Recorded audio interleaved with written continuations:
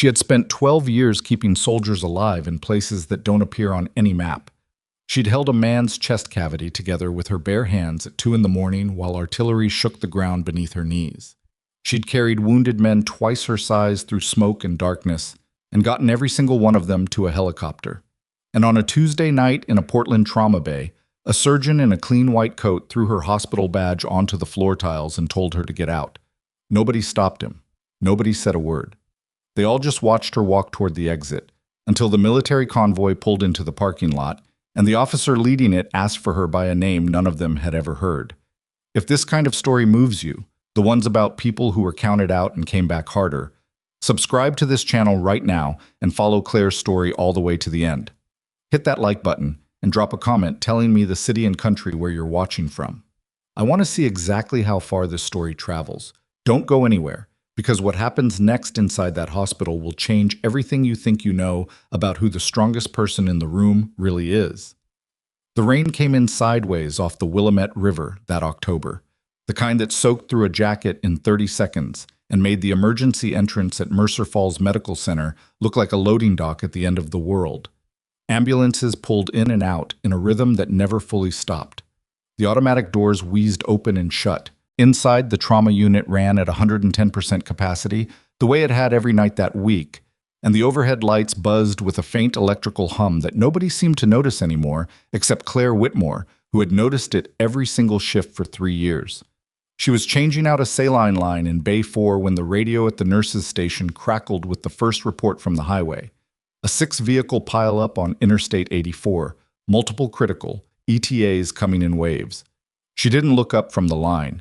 Her hands finished the task before her mind had fully processed the words, which was something she'd trained herself not to think about too hard. You notice things like that when you've worked in chaos long enough. Your hands learn faster than your thoughts. Whitmore. The charge nurse, Sandra Holt, leaned around the curtain. She was a good nurse, competent and fair, but she had a habit of lowering her voice when she delivered bad news, which made her easy to read. Her voice was low now. Halston's taking trauma lead on the incoming. Wants everyone staged and ready. Claire pulled off her gloves.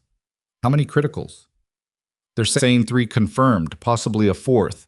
One of them's a chest trauma. Sandra paused. He's already told me he wants you on intake documentation, not floor response. That was the way Dr. Victor Halston operated. He had been the trauma department chief at Mercer Falls for 4 years, which was long enough to build a comfortable hierarchy and short enough that he still felt the need to enforce it constantly. Claire had been on his list since the end of her first month, when she'd flagged an incorrect medication order during a busy shift and been correct about it. He had never forgiven her for being right in front of other people. Intake documentation, Claire repeated. I know, Sandra said. There was nothing else to say about it, so she didn't try. Claire walked to the supply cabinet, pulled out a fresh pair of gloves, and put them in her pocket. She wasn't going to spend the next 4 hours entering data while chest traumas came through the door. That was not a decision she made lightly or loudly. She made it the way she made most decisions, quietly, without announcing it to anyone, and with complete certainty. The first 2 ambulances arrived simultaneously. The trauma bay turned into controlled noise, wheels on tile, monitors beeping into sync, voices layering over each other in that specific frequency of people who knew what they were doing but were doing it fast. Claire moved to the second bay, where a woman in her 50s was being transferred from the gurney, her breathing shallow and her color wrong. The paramedic rattled off vitals and mechanism of injury. Claire was already listening to the woman's chest before he finished. Decreased breath sounds on the left, she said to no one in particular. She straightened up. She needs attention pneumo ruled out now.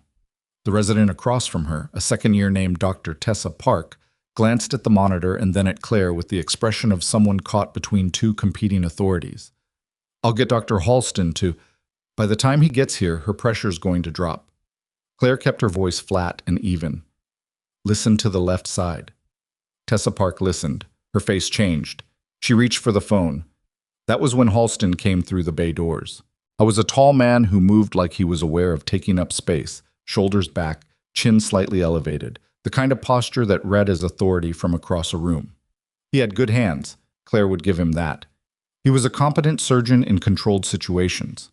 What he was not good at was situations that didn't go the way he'd planned. He looked at the scene and immediately looked at Claire. Whitmore, what are you doing in here? The patient in Bay 2 has, I told Sandra you were on documentation tonight. He said it the way you say something to a child you're tired of correcting.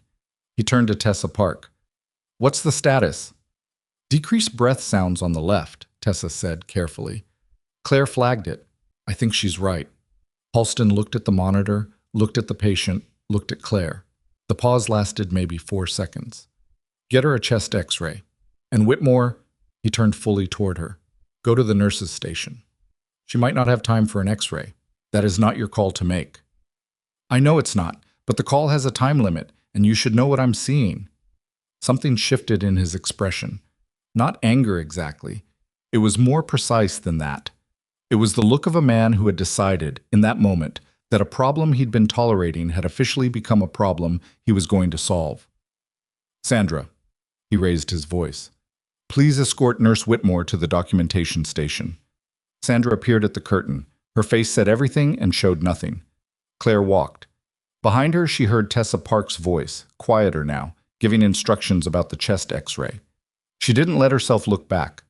Looking back never helped. The next 2 hours moved the way busy trauma shifts always did, in fragments. A timeline that felt continuous from inside, but would have looked, from outside, like a series of disconnected emergencies stitched together by exhaustion and coffee and the relentless rhythm of the admit-assess-stabilize cycle. Claire entered data. She answered the phone twice. She watched through the glass partition as Bay 2's patient was intubated and stabilized, the x-ray confirming exactly what she had said it would confirm, which nobody acknowledged out loud. The third critical from the highway arrived at 11:14 p.m. She knew something was different before the gurney cleared the doors. The paramedic team was moving faster than they had on the previous 2 runs, and one of the firefighters from the transport had come inside, which they almost never did. The patient was a man, somewhere in his late 50s or early 60s, big-framed even in his current condition, with a head laceration that had soaked through 2 dressings and a left arm that was positioned in a way that suggested he'd been bracing against impact at the moment of collision. She caught the paramedic's voice. BP dropped twice in transport, came back both times. GCS was 12, now it's 9. We think there's internal. Halston moved to intercept. He called out orders with the confidence he always had, which was real confidence backed by real training, and for a moment Claire almost stayed at the desk. Almost. The patient's right hand was moving.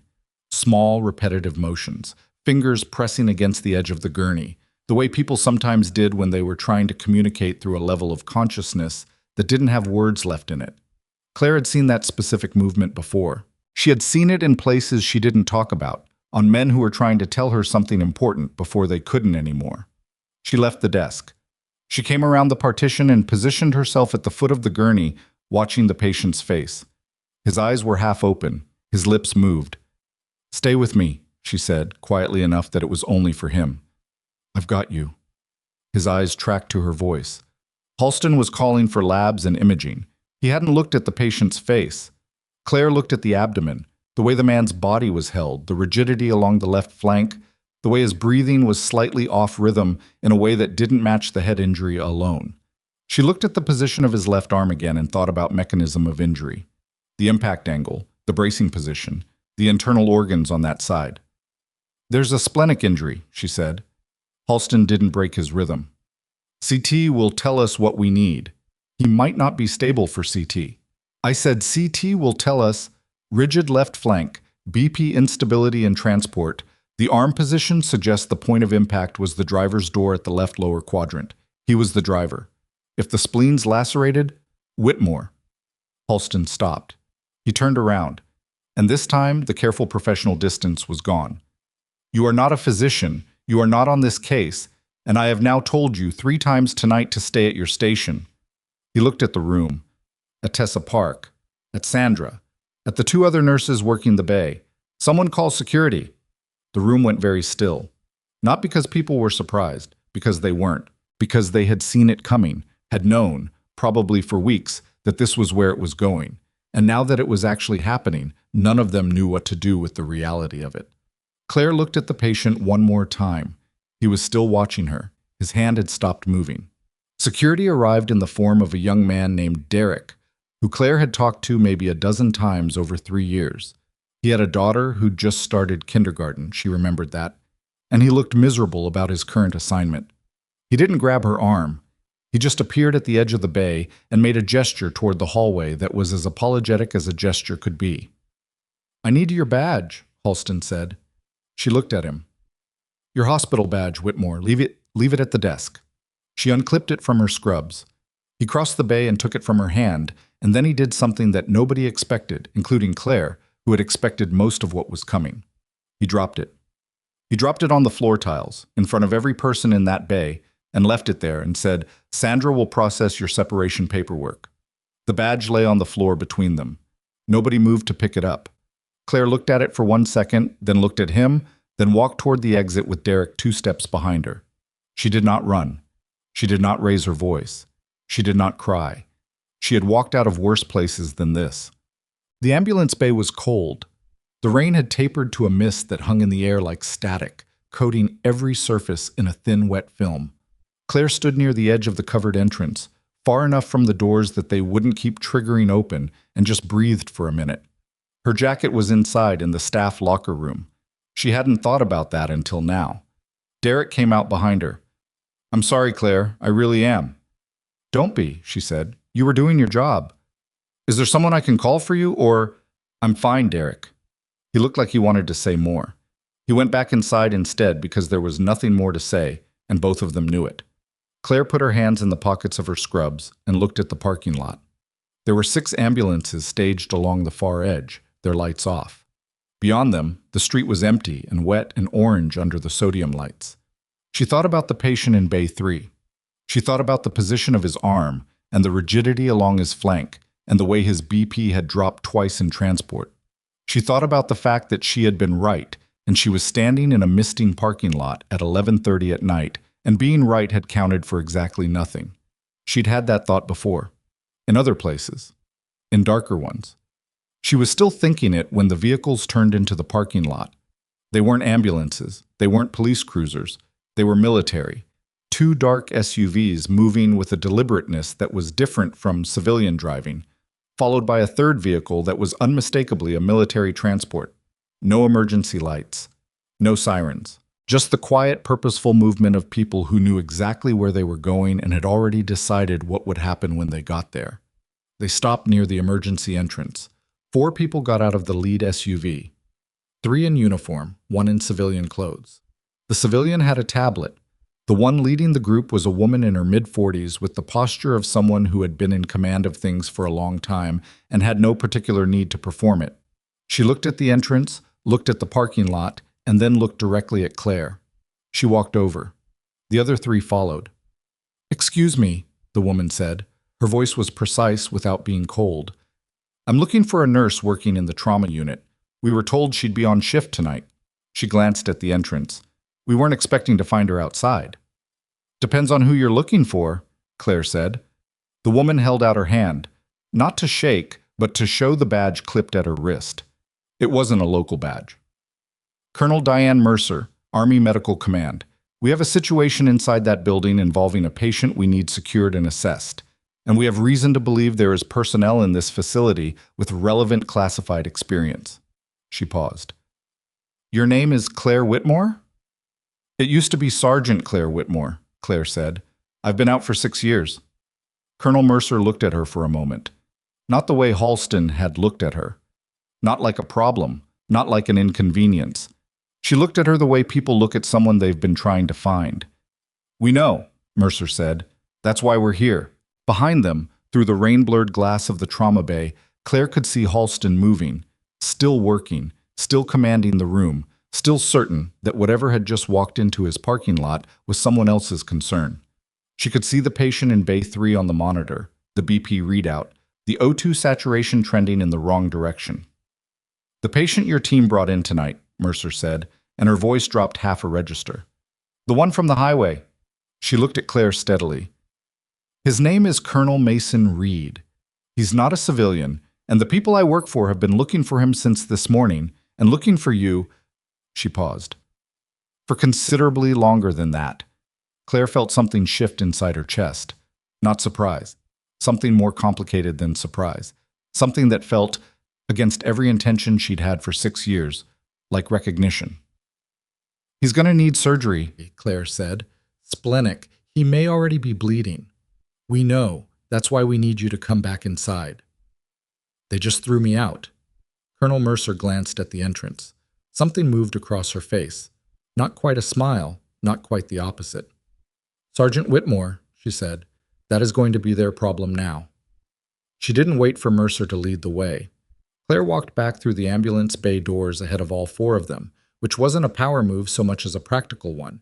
She knew the layout of this building better than anyone who had arrived in those vehicles, and standing in the parking lot talking about what needed to happen was not the same as making it happen. Her badge was still on the floor somewhere inside. She didn't need it anymore. She pushed through the doors. The trauma bay registered her return, the way a room registers a change in air pressure, not all at once, but in small sequential shifts. Sandra Holt looked up from the station first, then Tessa Park, then one of the orderlies near Bay 1. The recognition moved through the room in a ripple that had no sound attached to it, and by the time Claire reached the central corridor, every person in the trauma bay was watching the entrance. Colonel Mercer and her team came through 4 seconds later. Military uniforms in a civilian trauma bay had a specific effect on the energy of a room. It wasn't panic, it wasn't excitement. It was something closer to recalibration, the sudden, involuntary sense that the rules of the environment had shifted and nobody had gotten the memo explaining how far. The 2 nurses near the medication station stopped moving. The resident who had been typing at the corner terminal looked up and forgot to look back down. Halston came out of Bay 3. He took in the group in the corridor. Mercer, the 2 officers behind her, the civilian with the tablet. And his expression went through 3 changes in about 2 seconds. Surprise, then the careful reassembly of authority, then something that might have been the first early signal of concern, though he would have denied it. "This is a restricted trauma area," he said. His voice was steady. He was good at steady. "Authorized personnel only."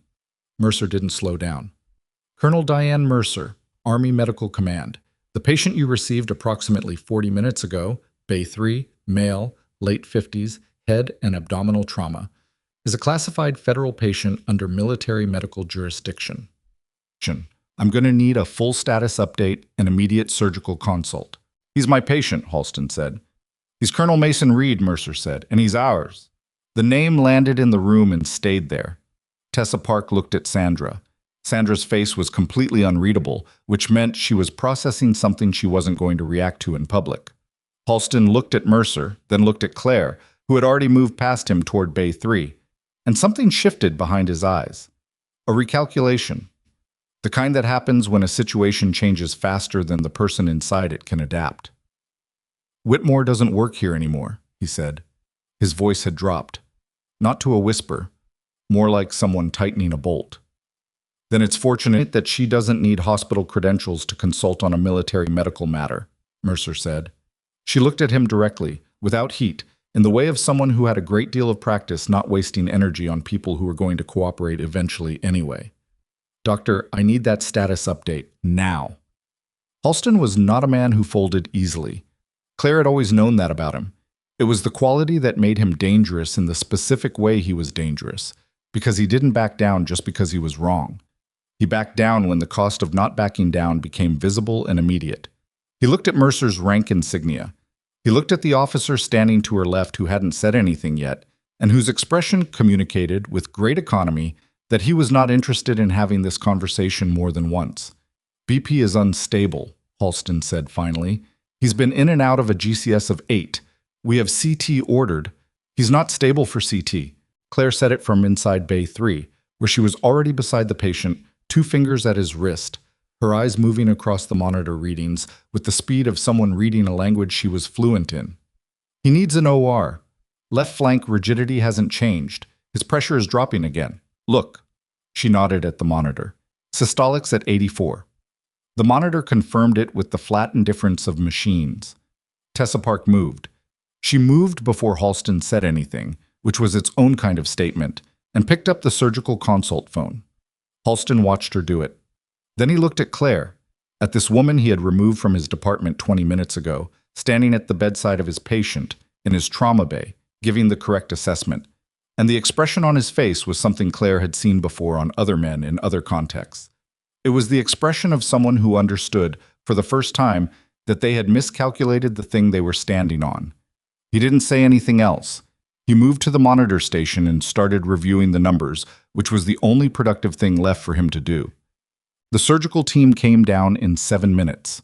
During those 7 minutes, Claire did 4 things. She rechecked the abdominal assessment and confirmed her read. She updated Colonel Mercer on the clinical picture in terms Mercer clearly already understood. She asked Sandra quietly for a fresh pair of gloves, and she talked to Mason Reed. He was in and out, GCS fluctuating between 8 and 10, which meant there were moments when something behind his eyes was tracking, responding, not gone yet. She leaned close to him the way she'd learned to do in much louder and more dangerous places than this. Close enough that the noise of the room fell back and it was just her voice at his ear. "Reed," she said, "I don't know if you can hear me, but someone's coming to help you. You're in a hospital. You're going to surgery. I need you to hang on." His lips moved. She leaned closer. What he said was barely a sound, more breath than word, but she heard it because she'd trained herself to hear things people thought they weren't saying loudly enough. He said, "Whitmore." She pulled back and looked at his face. His eyes were open, not fully. The left was swollen from the laceration, but enough. He looked at her the way people look at something they thought they'd lost. "Yeah," she said. "I'm here." His hand moved on the gurney, a weak grip that found her wrist and tightened marginally, then released. The monitor spiked and settled. And then the surgical team arrived and the controlled chaos of a pre-OR transfer consumed the bay, and Claire stepped back because that was what the moment required. Mercer appeared at her shoulder. "You know him." "I didn't know his rank or his name until you told me," Claire said. "But yes. From overseas?" Claire didn't answer that directly. She watched the surgical team work. Efficient, practiced, moving Reed's gurney with the coordinated urgency of people who'd been woken up for exactly this kind of call. "Is he going to make it? That's what I'm asking you. If they get him to the OR in the next 10 minutes and the spleen is what I think it is, laceration, not rupture." "Yes, probably." She paused. "If they'd sent him to CT first, I'd give you different odds." Mercer was quiet for a moment. Then, "I need to talk to you, not here." "I know," Claire said. "Give them 5 minutes to clear the bay." They used the family consultation room at the end of the corridor, a beige space with 2 chairs and a small table and a box of tissues that had been there so long the top layer was dusty. Mercer sat. Claire stood near the wall because standing gave her something to do with her hands. The civilian with the tablet sat in the corner and opened a document. The other 2 officers remained outside the door. "6 years ago," Mercer started. "I know when it was. Operation Dunmore. Forward operating position in a mountainous region. Your evacuation team was tasked with recovering a unit that had been cut off for 48 hours. Mercer's voice was level and completely without drama, the way people speak when they've read the same report enough times that the language no longer feels attached to events. The record shows your team completed the extraction. All 6 members of the cut-off unit survived. 1 member of your own team was critically injured during exfil. You stabilized him under fire, maintained his airway for 2 hours without equipment, and got him on the helicopter." She paused. "That man was Mason Reed." The room was very quiet. "He wasn't a colonel then," Claire said. "He was a major, and he remembers everything about that night." Mercer looked at her steadily. "The question I'm here to answer is why the commendation report filed for you by your commanding officer was classified and buried for 5 years, and why nobody from your chain of command contacted you when it was finally processed." Claire looked at the wall. There was a small framed print on it, an abstract landscape, the kind that hospitals put in rooms where people receive bad news because it's inoffensive and doesn't require anything from you.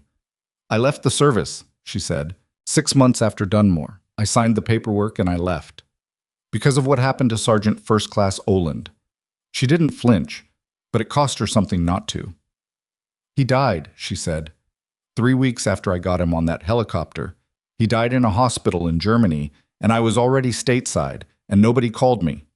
I found out from a mutual contact 6 months later."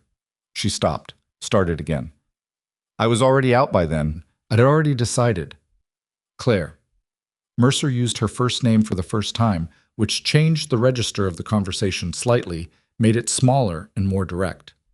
The commendation report for Dunmore, the one your CO filed, was classified because the operation itself was classified. That's standard.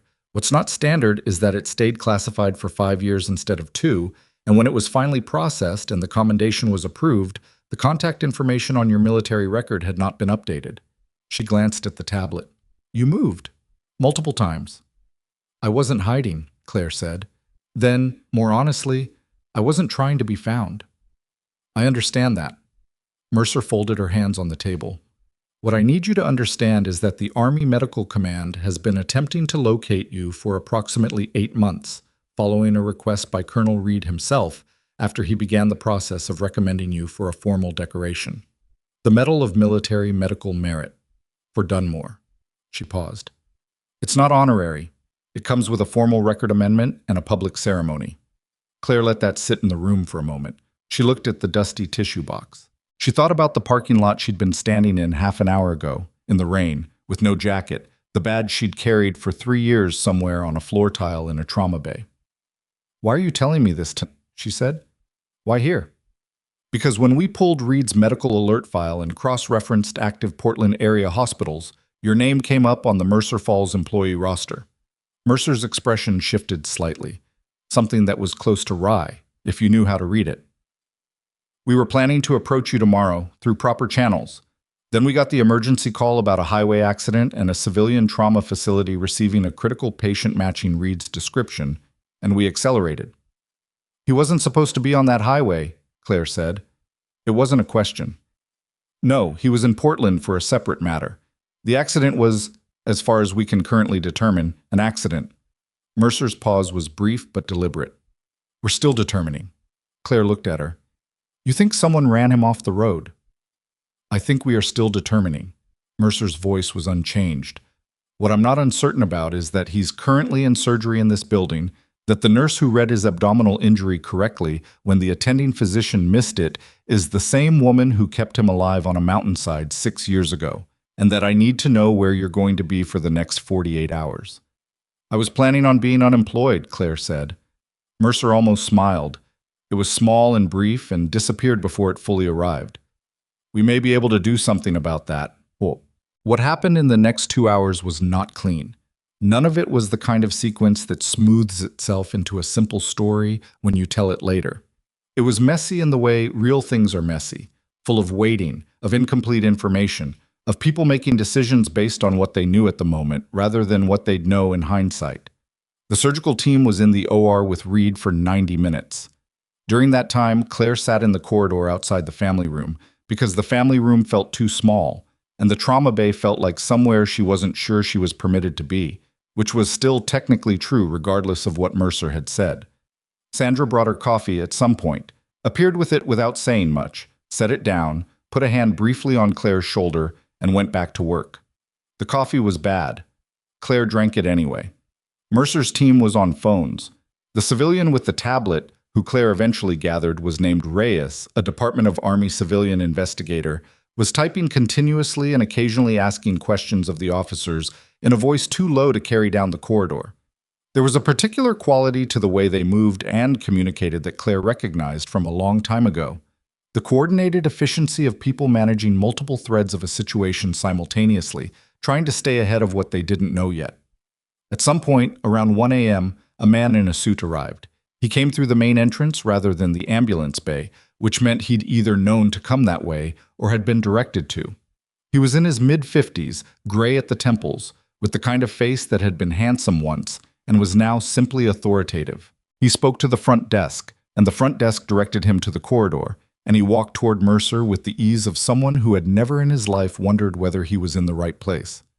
Claire watched him. She had learned, a long time ago, to watch people who moved through spaces like they belonged there, because sometimes they did, and sometimes they were very good at pretending. Mercer shook his hand. Their conversation was brief and low, and Claire caught none of it. The man looked at Claire twice, once when he arrived and once at the end of the conversation, the second time with the focused attention of someone filing information away. He left without speaking to her. She looked at Mercer when Mercer came back to the corridor. Who was that? Hospital administration, Mercer said. And then, after a beat, and someone with interest in this situation that I'm still mapping. It was the first thing Mercer had said that felt like it had edges she wasn't showing. The surgical team came out at 1:47 a.m. The lead surgeon, a compact, quick-moving woman named Dr. Patricia Gall, whom Claire didn't know personally but recognized from the surgical department schedule, stopped at the corridor and looked at Mercer, then at Claire, and clearly made a judgment call about which of them to address. She addressed Mercer. Splenic laceration grade 3.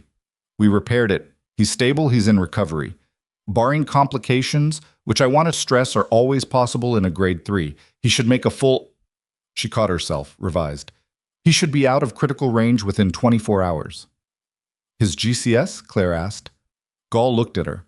A pause that lasted exactly as long as it took to register the scrubs and the lack of a badge, and decide to answer anyway. He was lucid when we brought him under, said about 4 words. We'll know more when he wakes up. What 4 words? Mercer asked. Gall hesitated. He asked if the nurse from the parking lot was still here. The corridor was quiet for a moment, with just the background sound of the hospital at night, distant monitors, the hum of the ventilation, someone's shoes squeaking on the far end of the floor. I'm still here, Claire said, mostly to herself. It was after 2 in the morning when Halston found her. She was in the corridor near the surgical waiting area. Not waiting exactly, just not ready to leave, which was a distinction she couldn't have explained clearly if someone had asked her to. The waiting area was empty at this hour. The chairs were the kind of upholstered institutional chairs that looked comfortable from a distance and weren't, and Claire was sitting in one anyway because her feet had made the decision before her brain weighed in. Halston came down the corridor alone. No security, no staff behind him, which told her something about the nature of the conversation he intended to have. He stopped a few feet away. He didn't sit. The military team, he said. What's their interest here? You'd have to ask them. I'm asking you. I don't work here anymore, she said. You made that very clear. He looked at the floor for a moment. She couldn't tell if he was searching for something to say or working up the nerve to say something he'd already decided on. With Halston, the two looked the same. The patient in Bay 3, he started, is in recovery. Grade 3 splenic lac repaired. He'll live. Halston's jaw moved. I was getting to that. The CT would have taken 18 minutes at minimum, and his pressure was at 84 on a trend line going in the wrong direction. She kept her voice even, not heated, just factual, the way facts are when they don't need emphasis because the weight is already there. You know what I saw. You knew when you looked at the monitor. The difference between us is you didn't want to acknowledge you'd missed it. He was quiet. Outside, through the window at the end of the waiting area, Portland was dark and wet and indifferent. Halston. She leaned forward, elbows on knees, and looked at him. I'm not going to make a scene. I'm not interested in whatever this conversation is supposed to accomplish. But I need you to understand something. She paused. The man in that OR is alive because of what I saw. That's not a professional point I'm making. That's a medical fact. And if you'd taken another 20 minutes because you needed to be right more than you needed him to be alive, that would have been on you, not on me. He looked at her for a long moment. She could see something working through him. Not remorse exactly, not yet, maybe not ever, but the beginning of something that might eventually become an honest accounting of what had happened in Bay 3 tonight. Or maybe not. Some people never got there. The military team, he said again, they're going to complicate things. Yeah, she said. I think that's the general idea. He left. She sat with the empty chairs and the ventilation hum and thought about Mason Reed waking up in a recovery room somewhere above her, asking if the nurse from the parking lot was still there. Reyes found her at 2:30.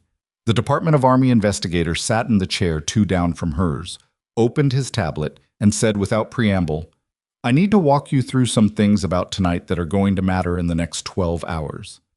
Okay, she said. Colonel Reed's accident was on a stretch of I-84, where there are no traffic cameras. The other vehicles involved have been accounted for. 3 civilian drivers, none of them connected to anything we can currently flag. But Reed's vehicle had a GPS tracker that registered unusual activity beginning approximately 6 hours before the accident. He looked at the tablet. He was being followed. Claire looked at him. By whom? That's what we're working on. He scrolled. Here's the part that affects you directly. Reed's presence in Portland tonight was related to an internal investigation. He'd requested medical records from this hospital, Mercer Falls, as part of a broader inquiry into procurement fraud in military medical supply contracts.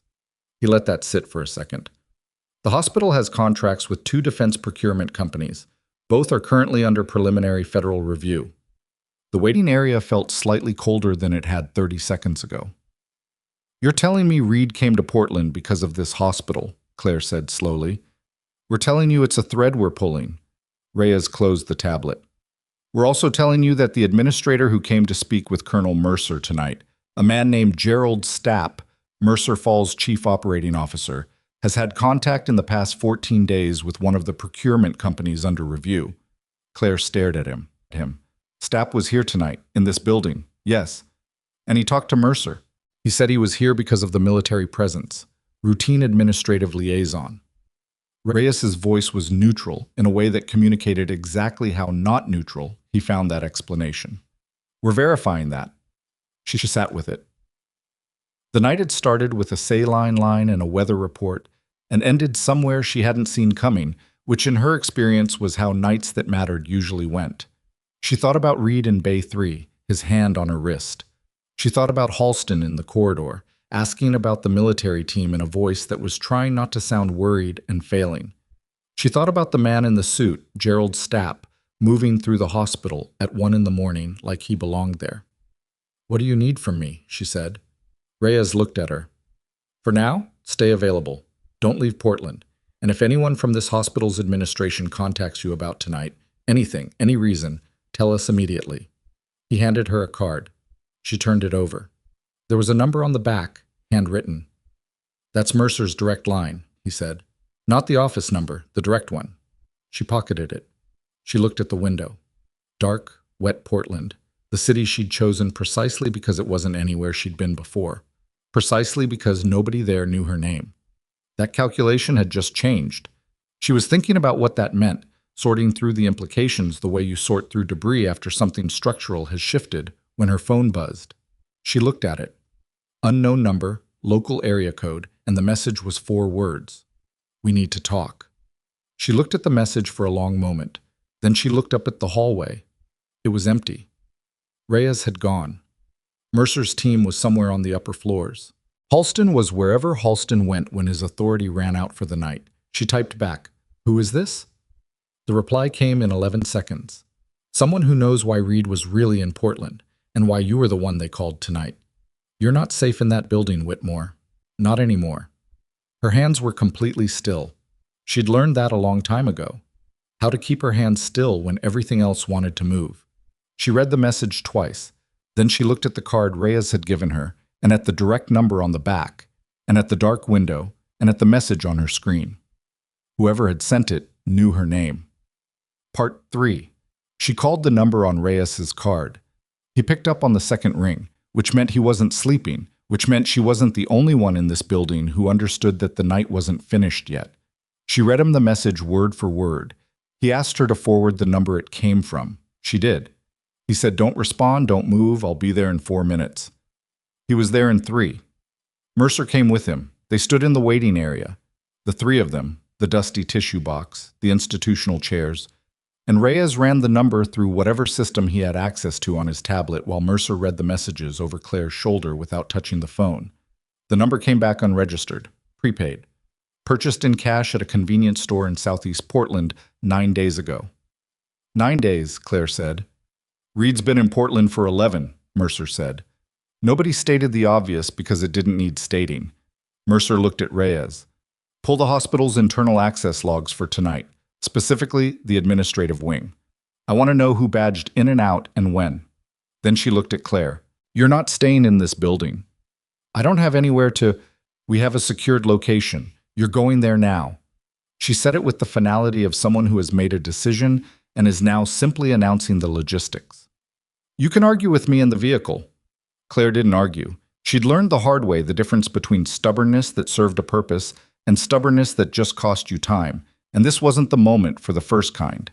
She picked up the coffee cup Sandra had brought her, still holding it, some reflex she couldn't account for. and then put it down because there was no reason to take it. She followed Mercer toward the exit. At the door to the trauma corridor, she stopped. Sandra was at the nurses' station.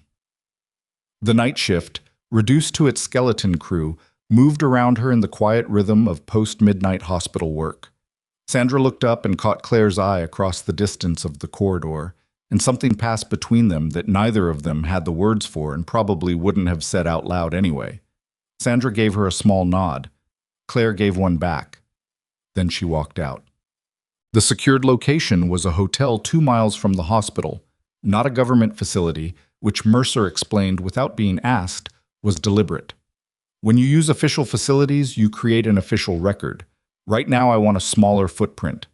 The room was clean and generic and smelled like industrial laundry, and one of Mercer's officers sat in the corridor outside the door without making it obvious that was what he was doing. Claire sat on the edge of the bed and didn't sleep. She wasn't going to sleep. That was a biological fact rather than a choice. Her system was running at the specific frequency that comes from adrenaline and incomplete information and a set of questions that didn't have answers yet, and sleep wasn't compatible with that frequency. She knew herself well enough not to fight it. She thought about the message. You're not safe in that building. The person who sent it had known her name, had known she'd be there, had known enough about the situation to frame the warning in terms of the building specifically, not the city, not the situation in general. The building. Which meant either someone inside Mercer's team had a leak, or someone inside Mercer Falls Medical Center knew more than they should about why the military had shown up tonight, or both. She thought about Gerald Stapp, the COO who'd arrived at 1 in the morning and spoken to Mercer and left without speaking to Claire. The man who had contact with a defense procurement company under federal review. The man who had moved through the hospital like he belonged there, which he did, which was either innocent or convenient depending on what he knew. She thought about Reed. Grade 3 splenic laceration, repaired, stable. Waking up in a recovery room, maybe right now, asking if the nurse from the parking lot was still there. She lay back on the bed without meaning to and stared at the ceiling and waited for morning. Morning came with Mercer knocking at 6:15 a.m. with coffee that was better than Sandra's and a tablet showing access logs from Mercer Falls. Stapp badged into the administrative server room at 11:52 p.m., Mercer said. She set the tablet on the small desk and turned it so Claire could see. 40 minutes after Reed was admitted, the server room contains the hospital's medical records system and its procurement contract archive. What did he access? We're working on getting the access logs from the system itself. The badge logs only show entry and exit. He was inside for 22 minutes. She sat in the desk chair. She looked like someone who also hadn't slept, though she wore it differently than Claire did, more compressed, like tiredness that had been packed down and set aside. Reyes is at the hospital now with a federal warrant for the procurement records. Judge signed it at 5:30. Claire wrapped her hands around the coffee cup. Stapp knows by now. Almost certainly. So whatever he was looking for in those records, or whatever he was trying to remove from them, he either got it done last night or he didn't. Correct. Mercer's eyes were level. Which is why I need you to tell me everything you know about the procurement discrepancies at Mercer Falls. Anything you observed during your time there. Anything that seemed irregular. Claire looked at her. I'm a trauma nurse. You are a former Army combat medic with 12 years of operational experience who spent 3 years working in the supply-adjacent environment of a hospital with known procurement irregularities. You noticed things. I'm certain of it. She had. She hadn't known what she was noticing at the time, or she'd known and hadn't known what it meant, which was a different thing. The supply cabinet discrepancies she'd flagged twice and been told were inventory errors. The cardiac monitoring equipment that was logged as upgraded but performed identically to the old units. The surgical supply requisitions she'd overheard Halston discussing in a tone that didn't match the casual nature of the conversation. She told Mercer all of it. She took her time because she was trying to be accurate rather than comprehensive, and accuracy meant slowing down and not filling in gaps with assumption. Mercer listened without interrupting, which was a skill Claire had come to appreciate in the past 12 hours. The ability to receive information without reshaping it in real time. When she finished, Mercer said, "The cardiac monitoring equipment. Do you remember the requisition date?" 14 months ago, February, I think, maybe early March. Mercer made a note. That matches the first contract cycle with Veltris Medical Solutions, one of the two companies under federal review. The name meant nothing to Claire. What's Veltris? A medical supply company with a federal contract to provide equipment to both civilian hospitals and military medical facilities under a joint procurement program designed to reduce costs through bulk purchasing. Mercer's voice was careful in the way of someone giving information they've decided the other person needs to have. The program was Reed's initiative. He designed it, which is why when the preliminary fraud indicators surfaced last year, he requested to lead the investigation himself. She paused.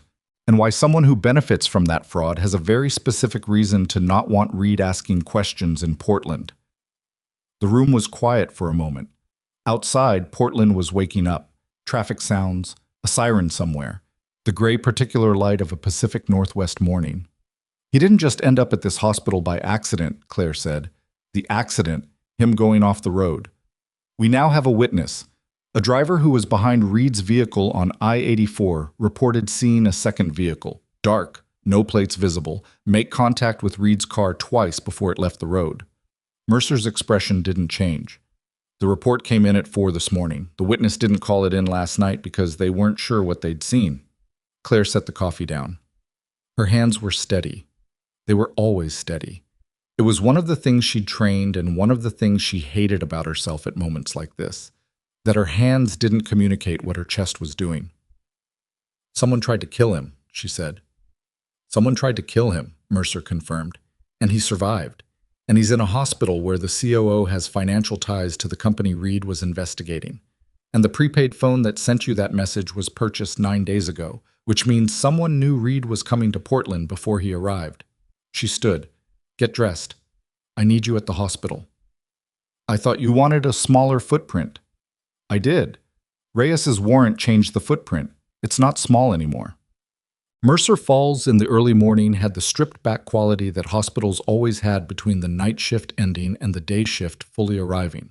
A transitional hour when the building's authority structure was in flux and the corridors had a temporary in-between feeling. Claire walked in beside Mercer and nobody stopped her, which was partly Mercer's presence and partly the fact that the two federal agents stationed at the main entrance had changed the social calculus of the building overnight. Reyes met them at the administrative wing. He looked like he'd consumed enough coffee to qualify as a pharmaceutical event and had the specific focused energy of someone running on deadline. Server room access logs are pulled, he said, handing Mercer a folder. Stapp accessed and deleted 3 procurement record files last night. The deletion is logged, he can't undo the log, but the files themselves are gone from the active system. He paused. However, our forensics team found that the hospital's IT backup protocol runs every 6 hours. The last backup before his deletion was at 10 p.m. The files are recoverable. How long? Mercer asked. They're working on it. 2 hours, maybe less. Mercer handed the folder to Claire, not because Claire needed to see it specifically, but because she was there and Mercer's hands were moving to her phone. Claire looked at the access log. 3 files. The timestamps showed Stapp had accessed them in sequence, reviewed each for 2 to 4 minutes, and deleted. Methodical. Not panicked, which meant either he'd planned this ahead of the deletion or he was good under pressure, possibly both. A door opened at the end of the administrative corridor and Gerald Stapp walked out of it. He stopped when he saw them. The stop lasted perhaps a second and a half, barely perceptible, the kind of micro-pause that most people would have read as nothing. And then he continued walking toward them with the expression of a man who had decided, somewhere in that second and a half, that his best move was to be the one who spoke first. Colonel Mercer, he said. He didn't look at Claire. I heard your team was back this morning. Is there something I can help you with? Mr. Stapp. Mercer's voice was completely without inflection. We have a federal warrant to review Mercer Falls procurement records for the past 24 months. We're going to need access to your records administrator and your IT department. Of course. His face showed nothing objectionable. Cooperative, measured, appropriate. Whatever you need. This hospital is fully committed to transparency. He glanced at Claire for the first time. A brief assessment, the kind that takes inventory without appearing to, and then looked back at Mercer. Can I ask what specifically prompted this? The warrant specifies the scope, Mercer said. Your legal counsel will want to review it. Something moved behind his eyes. Very brief, very controlled. "I'll make the call," he said. He moved past them down the corridor. Claire watched him go. He pulled his phone out before he'd taken 10 steps. "He's calling someone," she said quietly. "Yes," Mercer said. "Let him." Reed was moved out of recovery and into a secured room on the 4th floor at 8 a.m. The room had 2 of Mercer's officers outside it, and a medical monitor that reported to both the nursing station and a secondary display Reyes had set up on a tablet in the corridor. Dr. Patricia Gall had cleared him for limited visitors, with a list of specific restrictions. No more than 2 people at a time, no extended conversations, nothing that would spike his pressure. Mercer brought Claire up at 8:20. Reed was awake. That was the first thing. The fact of his eyes being open and tracking and present in a way that was entirely different from how they'd been on the gurney last night. He was large even in a hospital bed, which hospital beds tended to diminish. The frame of him suggested a person who had spent decades being physically capable in demanding environments and hadn't entirely left that behind despite being in his late 50s and recovering from surgery and a head laceration that had taken 11 stitches. He looked at Claire when she came through the door, and his face did something that wasn't quite a smile, more like the physiological equivalent of a held breath releasing. "Whitmore," he said. His voice was rough, which was expected after intubation, and quieter than she imagined it normally was. "Colonel?" She stopped at the foot of the bed. She didn't know exactly where to stand, which was unusual for her. "How's the pain?" "Manageable." He shifted slightly and the monitor registered it. "You look exactly the same." "I don't," she said. "But thank you." He almost smiled that time. "You were in the parking lot." "I was in the parking lot." "They fired you." "They did." "Because of me. Because you saw what was wrong with me and they didn't want to hear it." She looked at him. "Not because of you specifically. I've been getting in the way of Halston's ego for 3 years. You were just the night it came to a head." She paused. "Also, I was right about your spleen, so—" The almost smile became a real one, brief and pained and genuine. "Yeah, you were." Mercer, standing near the door, gave them a moment, then moved forward. "Colonel, I need to ask you some questions when you're ready. They can't wait." He looked at Mercer, and the smile was gone. "Stapp," he said. "You found him." "He was here last night. He accessed records at midnight and deleted 3 files. Reed's expression went flat in a way that wasn't anger exactly, more like the consolidation of something he'd already known and hadn't wanted to be confirmed. "The Veltris contract amendments, the ones with the retroactive pricing changes." "We believe so. We're recovering the files from backup now." "He knows you have a warrant?" "He knows." Reed looked at the ceiling. He was doing the same thing Claire had been doing for the past several hours. Sorting information against what he knew, testing the shape of it, looking for the load-bearing pieces. "His lawyer's going to argue I'm a compromised source, that I have a personal stake in the investigation's outcome." His jaw tightened. "Which is the argument they prepped 6 months ago, before anyone was supposed to know this investigation existed." This investigation existed. Mercer was still. Someone told them. Someone told them. And whoever told them is connected enough to know about the investigation before it was formally filed, which narrows the field considerably. He stopped. "I need my case files. I had a laptop and 2 physical binders in my vehicle."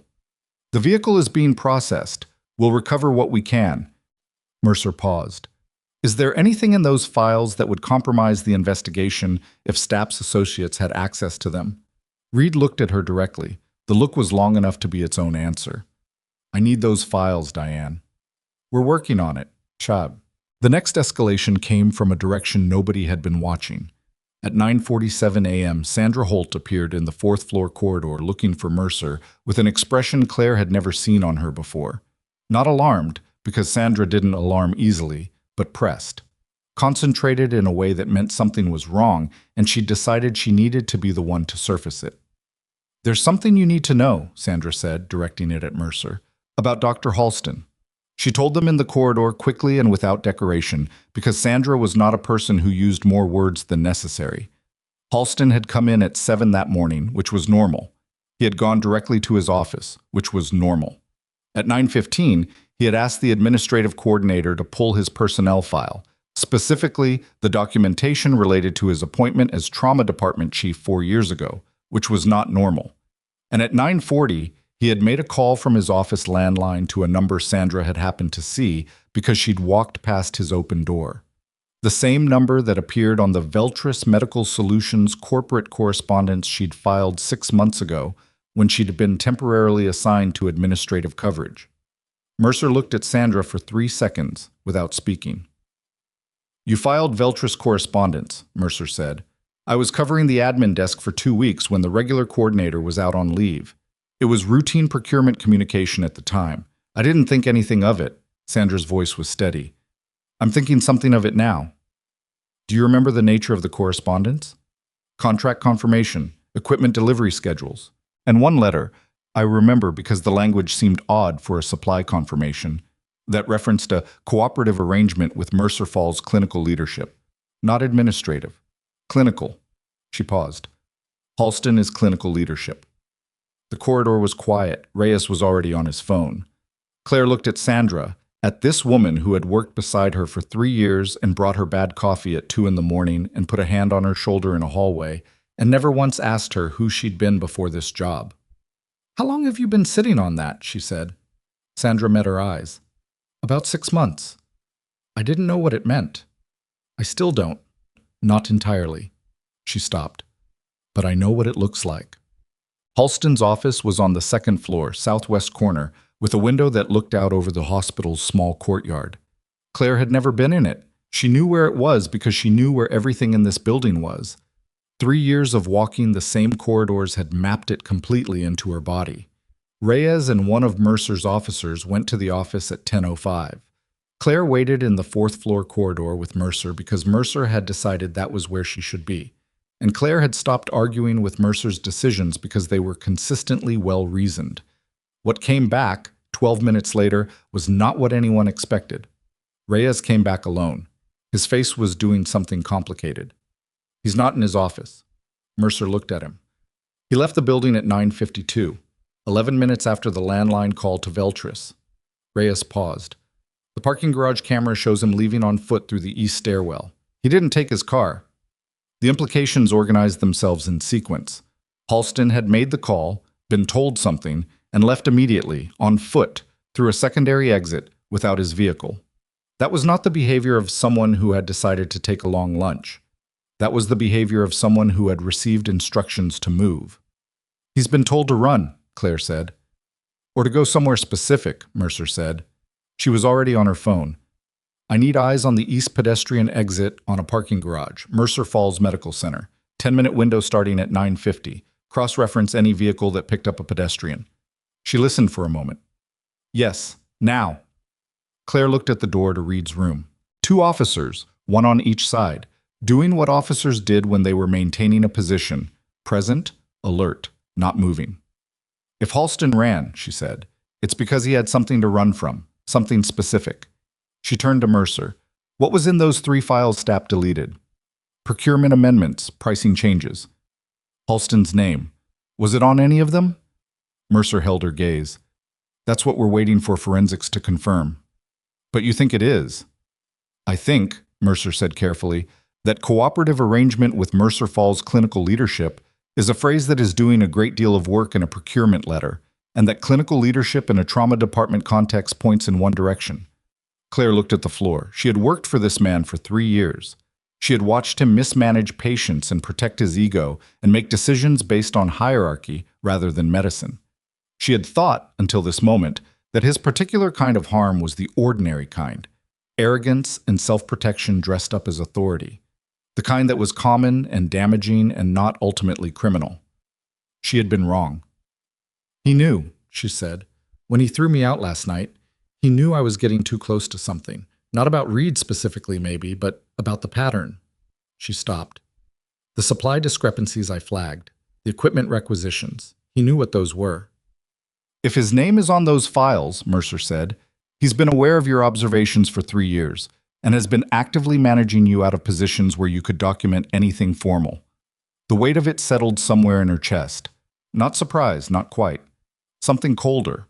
The understanding that what she'd experienced as professional obstruction had possibly been something more deliberate, that the 3 years of being sidelined and dismissed and told to stay in her lane had not been only about his ego, that she had been watched and managed the same way a risk gets managed.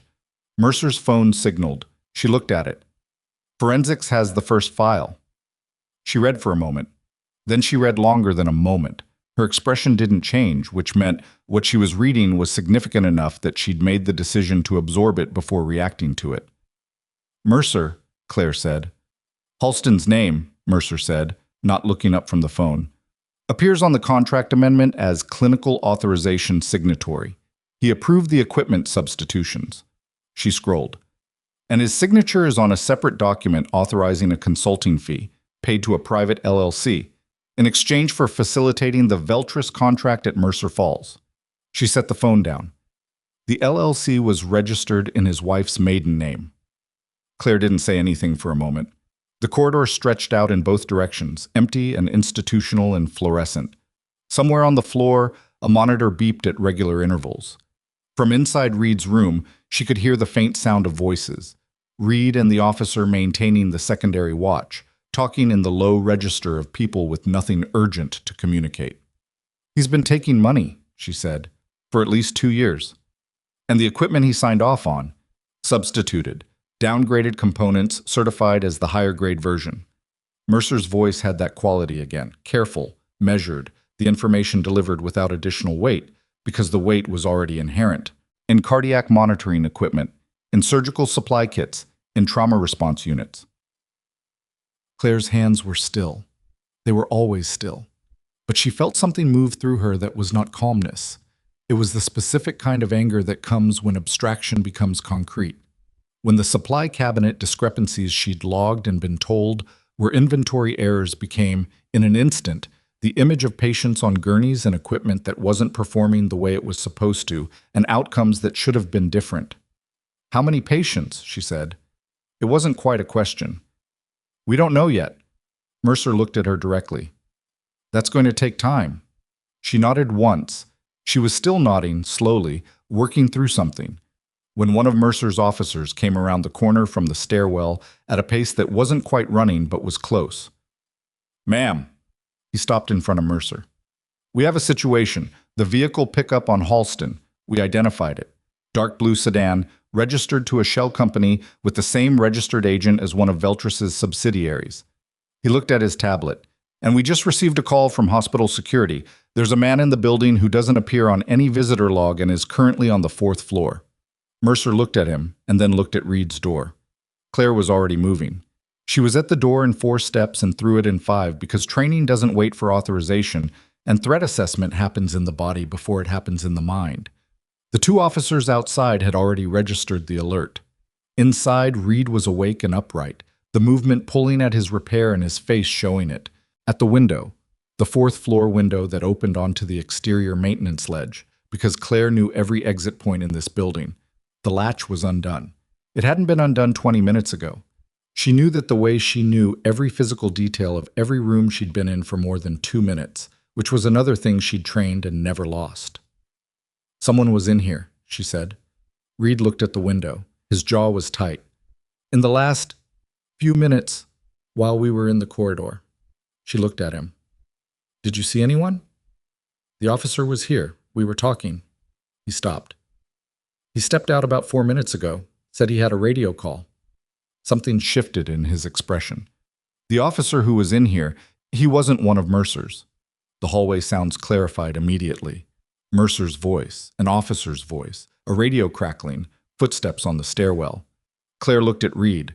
He was stable and wired and not going anywhere with a grade 3 splenic repair 12 hours old, which meant whatever had just happened was not an attempt at him directly. The window latch.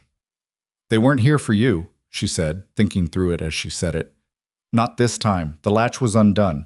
Someone wanted an exit route that we didn't know about. She looked at him. Or they wanted us to know about it. Reed met her eyes. Which means whatever they actually came up here to do, the window was the distraction. She looked at the room, at the monitoring equipment, the IV line, the tray table, the chart holder at the foot of the bed. Everything in its place. nothing visibly disturbed. She crossed to the chart holder. The paper chart, the physical backup that ran parallel to the digital record, standard at Mercer Falls, was there. She lifted it, flipped it to the medication page. The medication order at 9:55 a.m., written in handwriting she didn't recognize, on a form that had been filed under Reed's name, authorized a dosage adjustment to one of his post-surgical medications. The dose listed was 3 times the standard therapeutic range. Her hands were still. They were always still.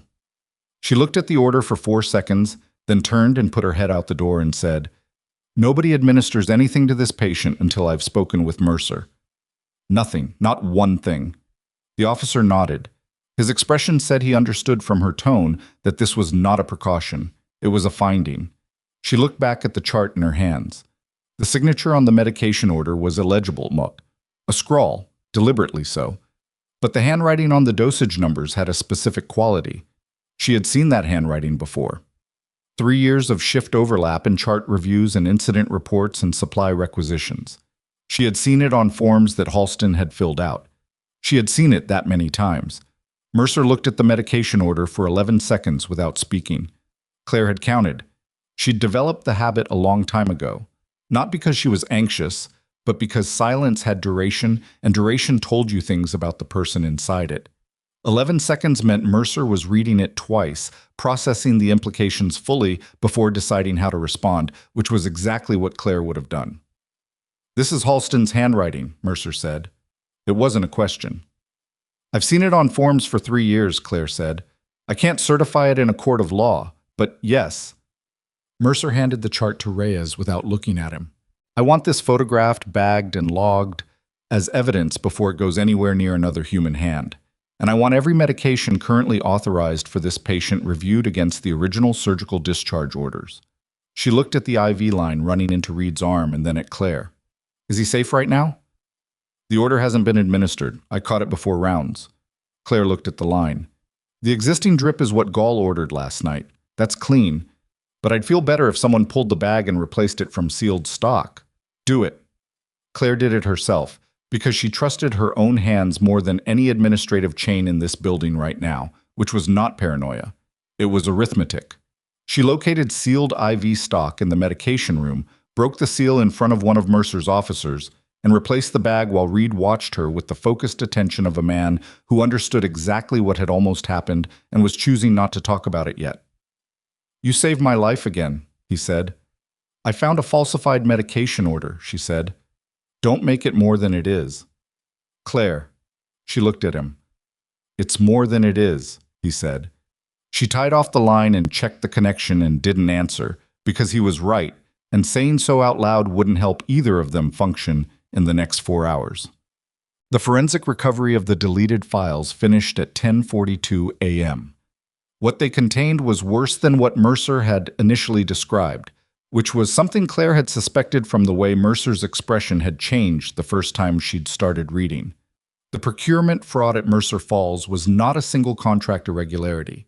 It was a structured scheme, 2 years of equipment substitutions, falsified certification documents, and clinical sign-offs on supply changes that Halston had approved in exchange for payments routed through 3 separate LLCs, all registered to family members or proxies, all receiving regular transfers from Veltris Medical Solutions subsidiary accounts.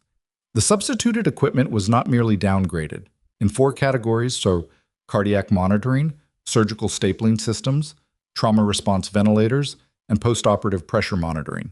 The substitutions had involved components that failed to meet the minimum performance thresholds required for the procedures they were used in. That was not a procurement abstraction, that was a clinical finding. That meant the hospital had been using equipment that underperformed in critical care situations for at least 22 months. Reyes delivered this in the corridor, standing, without sitting down, which Claire understood instinctively as a choice, because sitting down to deliver information this heavy would have made the weight of it more palpable, and he needed to stay functional. He spoke quickly and clearly, without editorializing, and when he finished there was a silence in the corridor that had texture to it. 22 months, Sandra said. She'd been brought up at Mercer's request, because her recollection of the Veltris correspondence was now a documented piece of a larger evidentiary picture, and Mercer needed her available. She stood at the edge of the group, and she'd been quiet for most of Reyes's briefing. And when she spoke now, her voice was steady, in the way of someone using steadiness as a tool rather than expressing it naturally. "The Delvano patient," Sandra said. She looked at Claire. 7 months ago. Post-op, cardiac monitoring dropped, and we didn't catch the arrhythmia until his pressure crashed. He spent 4 days in the ICU. She stopped. "We filed an incident report. Halston reviewed it and classified it as a monitoring calibration error." "Was the equipment logged?" Claire asked. "I logged the unit number in the incident report." Sandra looked at Reyes. "That report is in the system." Reyes was already typing. Claire looked at the wall. 7 months ago, she'd been in the trauma unit when the code was called on the cardiac floor. She hadn't been involved in the Delvano case directly. Different floor, different team.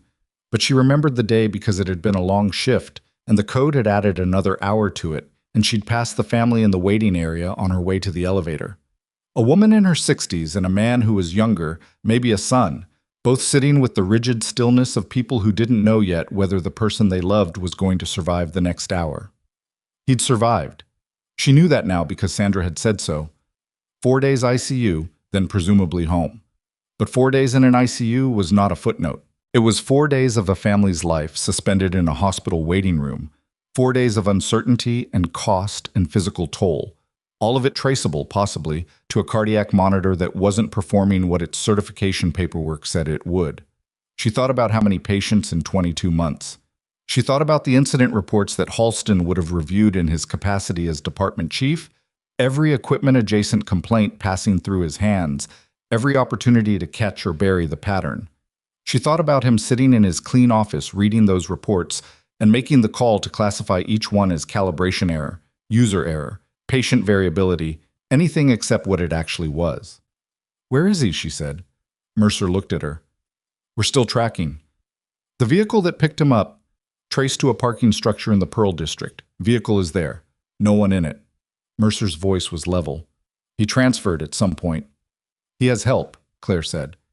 "This isn't someone who improvised a plan this morning. He made a call to Veltris. They told him to move. He moved. There's a protocol." "Agreed." Mercer looked at Reyes. "Where are we on the Veltris executive contact list?"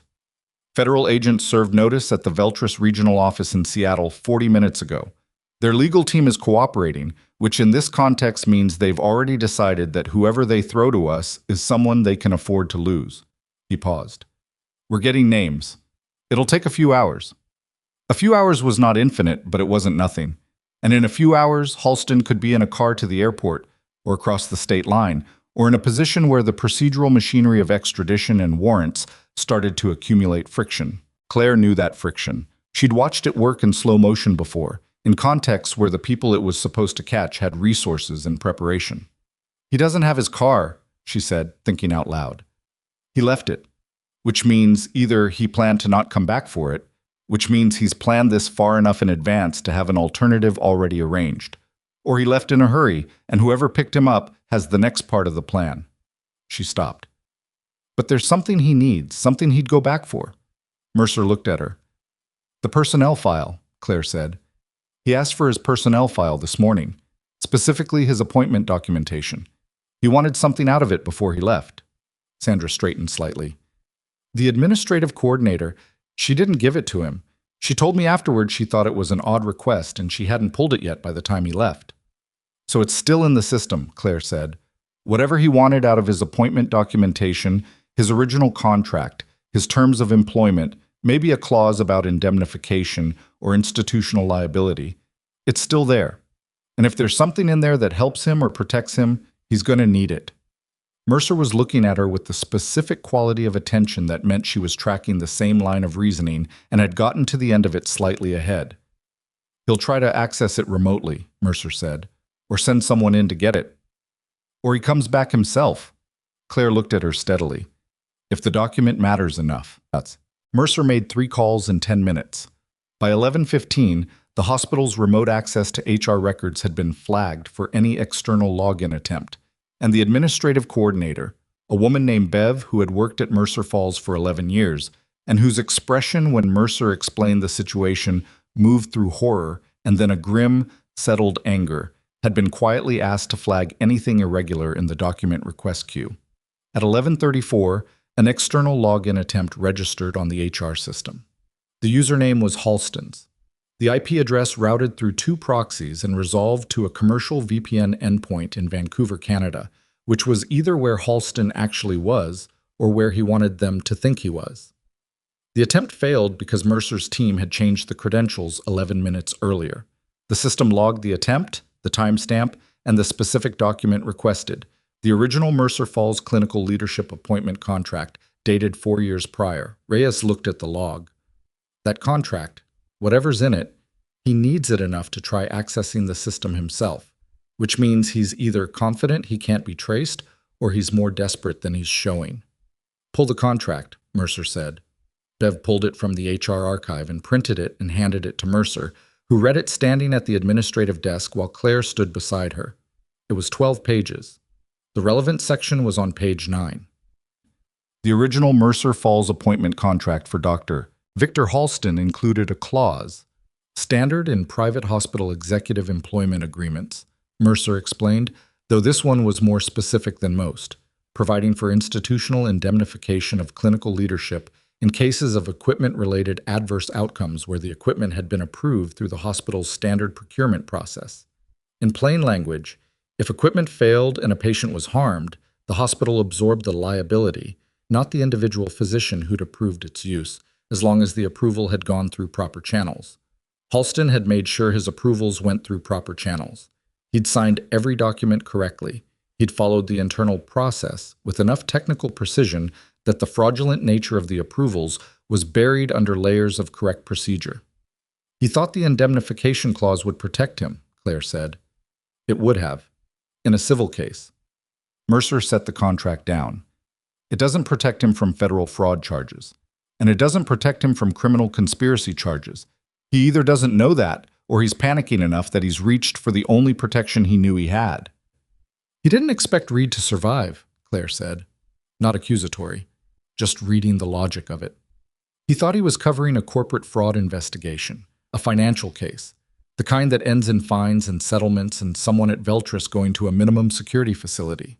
She paused.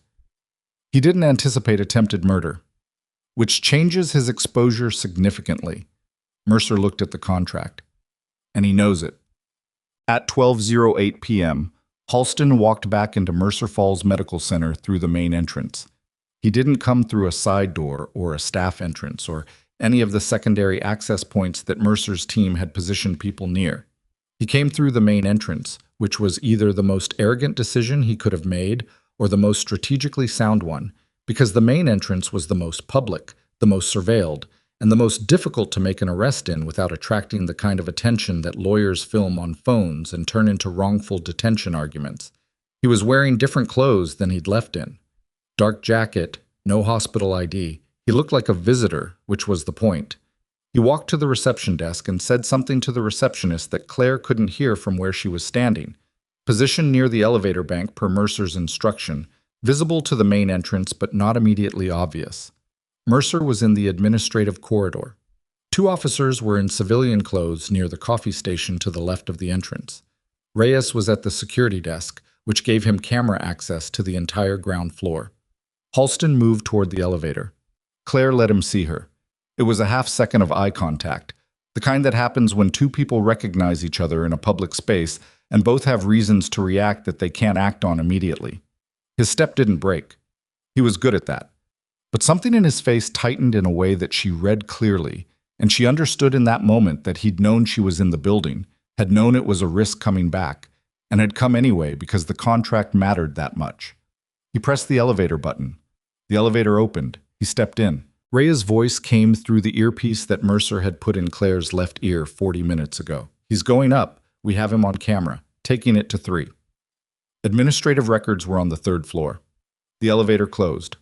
What happened in the next 4 minutes was, like most things that mattered, fast and anticlimactic simultaneously. 2 officers took the stairwell. Mercer went through the administrative corridor to the 3rd floor access.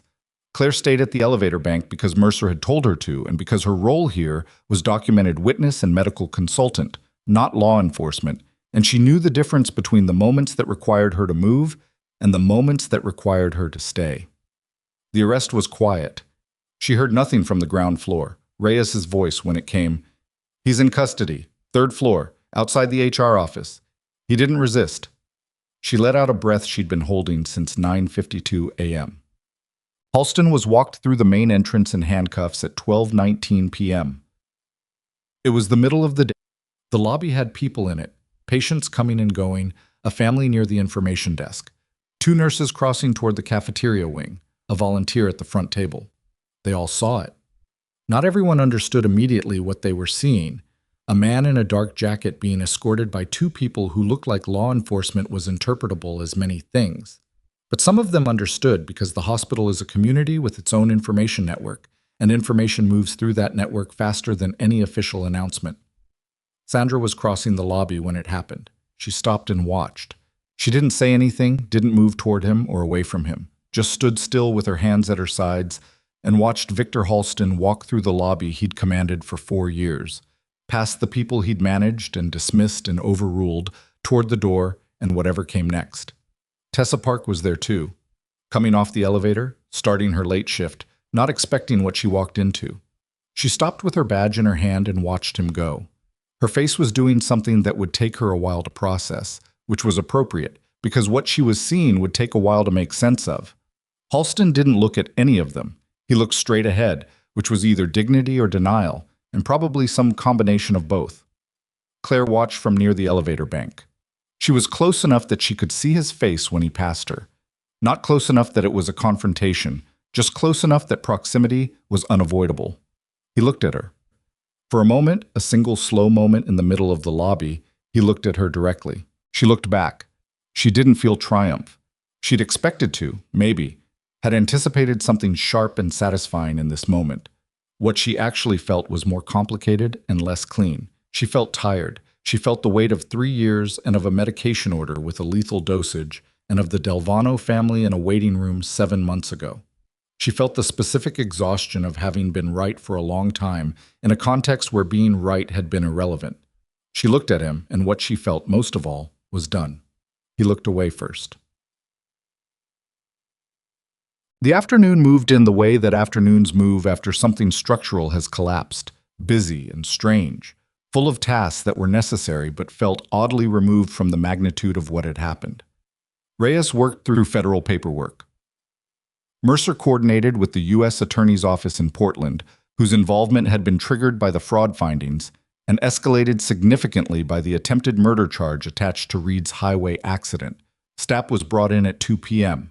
He'd been at his attorney's office since 11 that morning and arrived with 2 lawyers, which told its own story about his morning and what he'd been advised.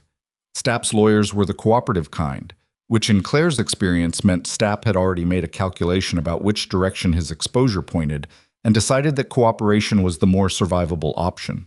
By 3 o'clock, Reyes had confirmed that Stapp's attorney had agreed in principle to a proffer agreement. By 4, the name of the Veltris executive who had structured the Mercer Falls payments had been confirmed, and federal agents in Seattle had made a second arrest.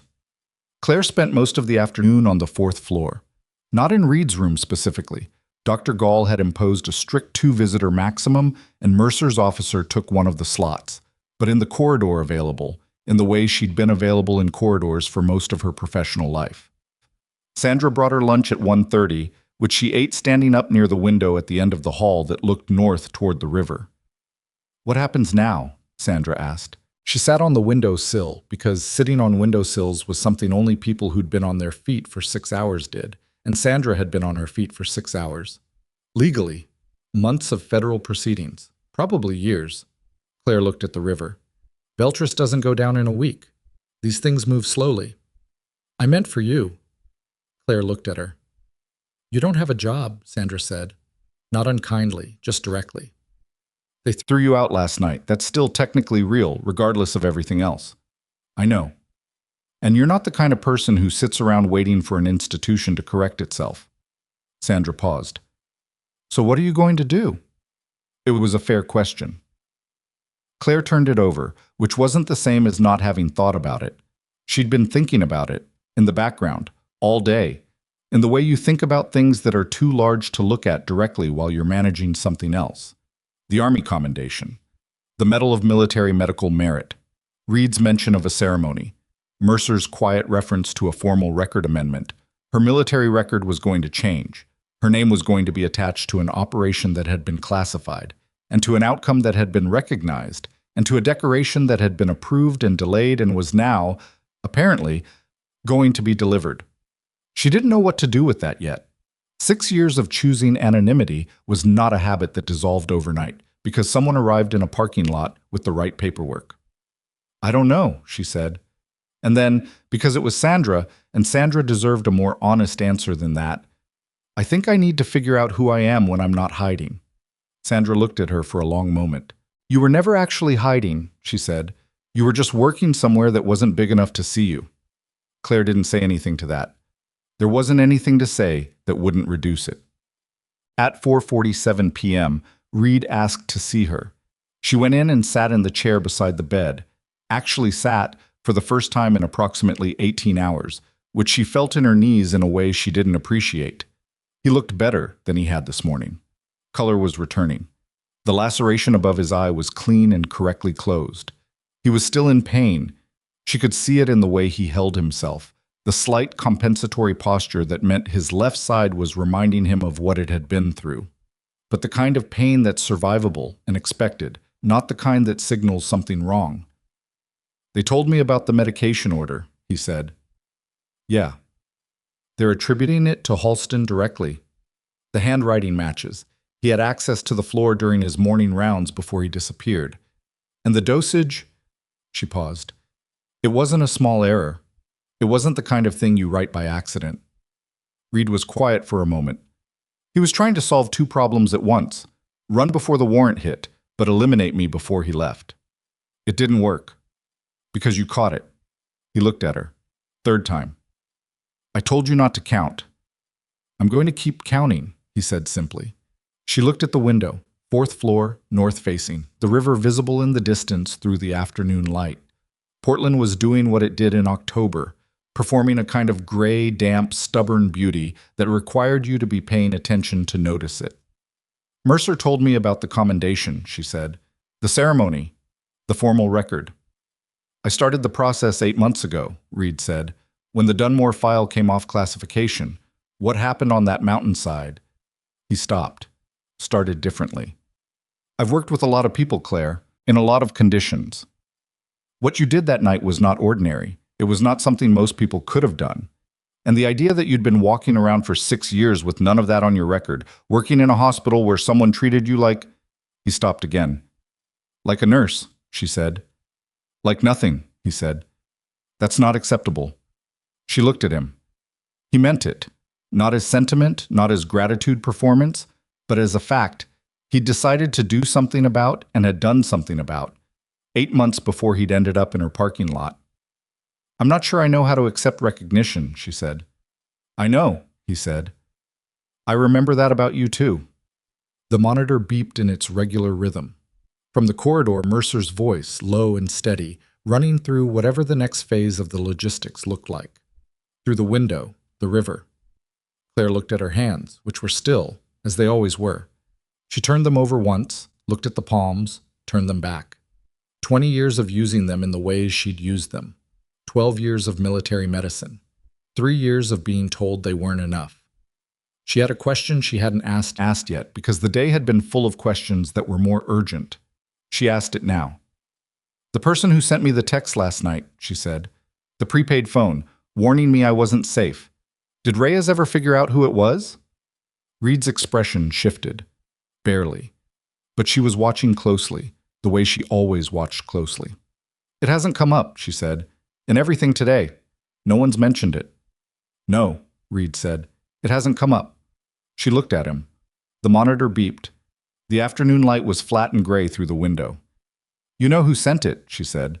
He held her gaze for a moment. Then, "Someone who knew you were the right person to have in that building. Someone who knew, before any of this surfaced, that you were going to be important to how tonight went." Reed. Someone with access to enough information to have figured out 9 days ago that Mercer Falls was going to be the center of something. She leaned forward slightly. "Who?" He looked at the window, then back at her. And what she saw in his face was not evasion exactly, more like the expression of someone who has been holding a piece of information because the right moment to release it hasn't arrived, and who is now not entirely certain the moment has arrived, but is running out of room to delay. The person who sent that text, he said carefully, is the same person who told me 6 months ago that you were in Portland, working at Mercer Falls. He paused. The same person who had, by their own account, been watching over you, from a distance, without your knowledge, for 4 years. The room was very quiet. That's not something I asked anyone to do, she said. Her voice was steady. Her hands were still. No, Reed said. It wasn't asked. It was chosen. He paused. By someone who felt they owed you a debt they couldn't find another way to pay. She thought about the night she'd found out about Sergeant First Class Oland, the call she'd never gotten, the 6-month gap before a mutual contact told her, and by then she was already stateside and already out, and there was nothing left to do with the information except carry it. Oland, she said. His name was Oland. Daniel Oland, Reed said. He died in Landstuhl, 3 weeks after Dunmore. He stopped. He had a brother, younger by 8 years, who was 17 when Daniel died and who is now 23 and who works for a private intelligence contractor with federal clients. He looked at her steadily. And who has apparently spent the better part of 4 years making sure that wherever you were, someone in the right place knew it, just in case. Claire sat with that. The weight of it was not what she expected. She'd expected to feel intruded upon, the reasonable response to learning you'd been tracked, however benevolently, for 4 years. She felt something more complicated than that, something that moved through her and didn't fully resolve into a single emotion, which was honest, because it didn't deserve to. What's his name? She said. Eli Oland. She said nothing. He's in the building, Reed said. Has been since this morning. Mercer knows. He paused. He wants to talk to you. He's been trying to figure out how for 4 years. The text was the first time he thought the situation gave him a reason. She looked at the window. Gray light, the river, October doing its particular thing. Where? She said. Mercer can take you to him. Reed shifted slightly against the pillow, the left side registering its objection. Claire. He waited until she looked at him. He's 23 years old. He's been carrying his brother's death for 6 years, and the person who saved his brother's life doesn't know he exists. She stood up. She was not ready for this. She knew that clearly. She was going to do it anyway because readiness was not always the prerequisite. Sometimes you moved because the moment required it and figured out the rest from inside the motion. At the door she stopped. She turned back. The commendation ceremony, she said. If it happens, when? Reed said. When? She paused. Is Eli Oland invited? Reed looked at her. And this time the expression that crossed his face was clear and uncomplicated and didn't disappear before it arrived. I'll make sure of it, he said. She walked out into the corridor.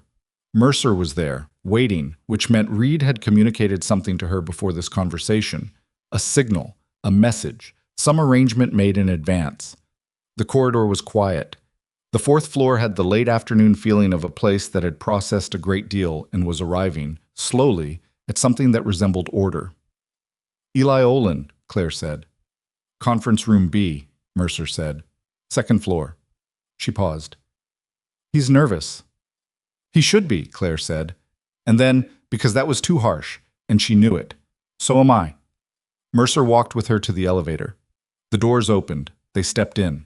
The elevator descended, and Claire looked at the floor numbers changing and thought about a mountainside in the dark, and a man she'd held together with her hands, and a helicopter she'd gotten him to, and the 3 weeks in between and the 6 years after. The doors opened on the 2nd floor. At the end of the corridor, through the glass panel of conference room B, she could see a young man sitting at the table with his hands folded in front of him, looking at the door. He had dark hair and a posture that was trying to project calm and not quite achieving it. He looked in the way that certain people look, like someone she had never met and somehow already knew. She walked toward the door.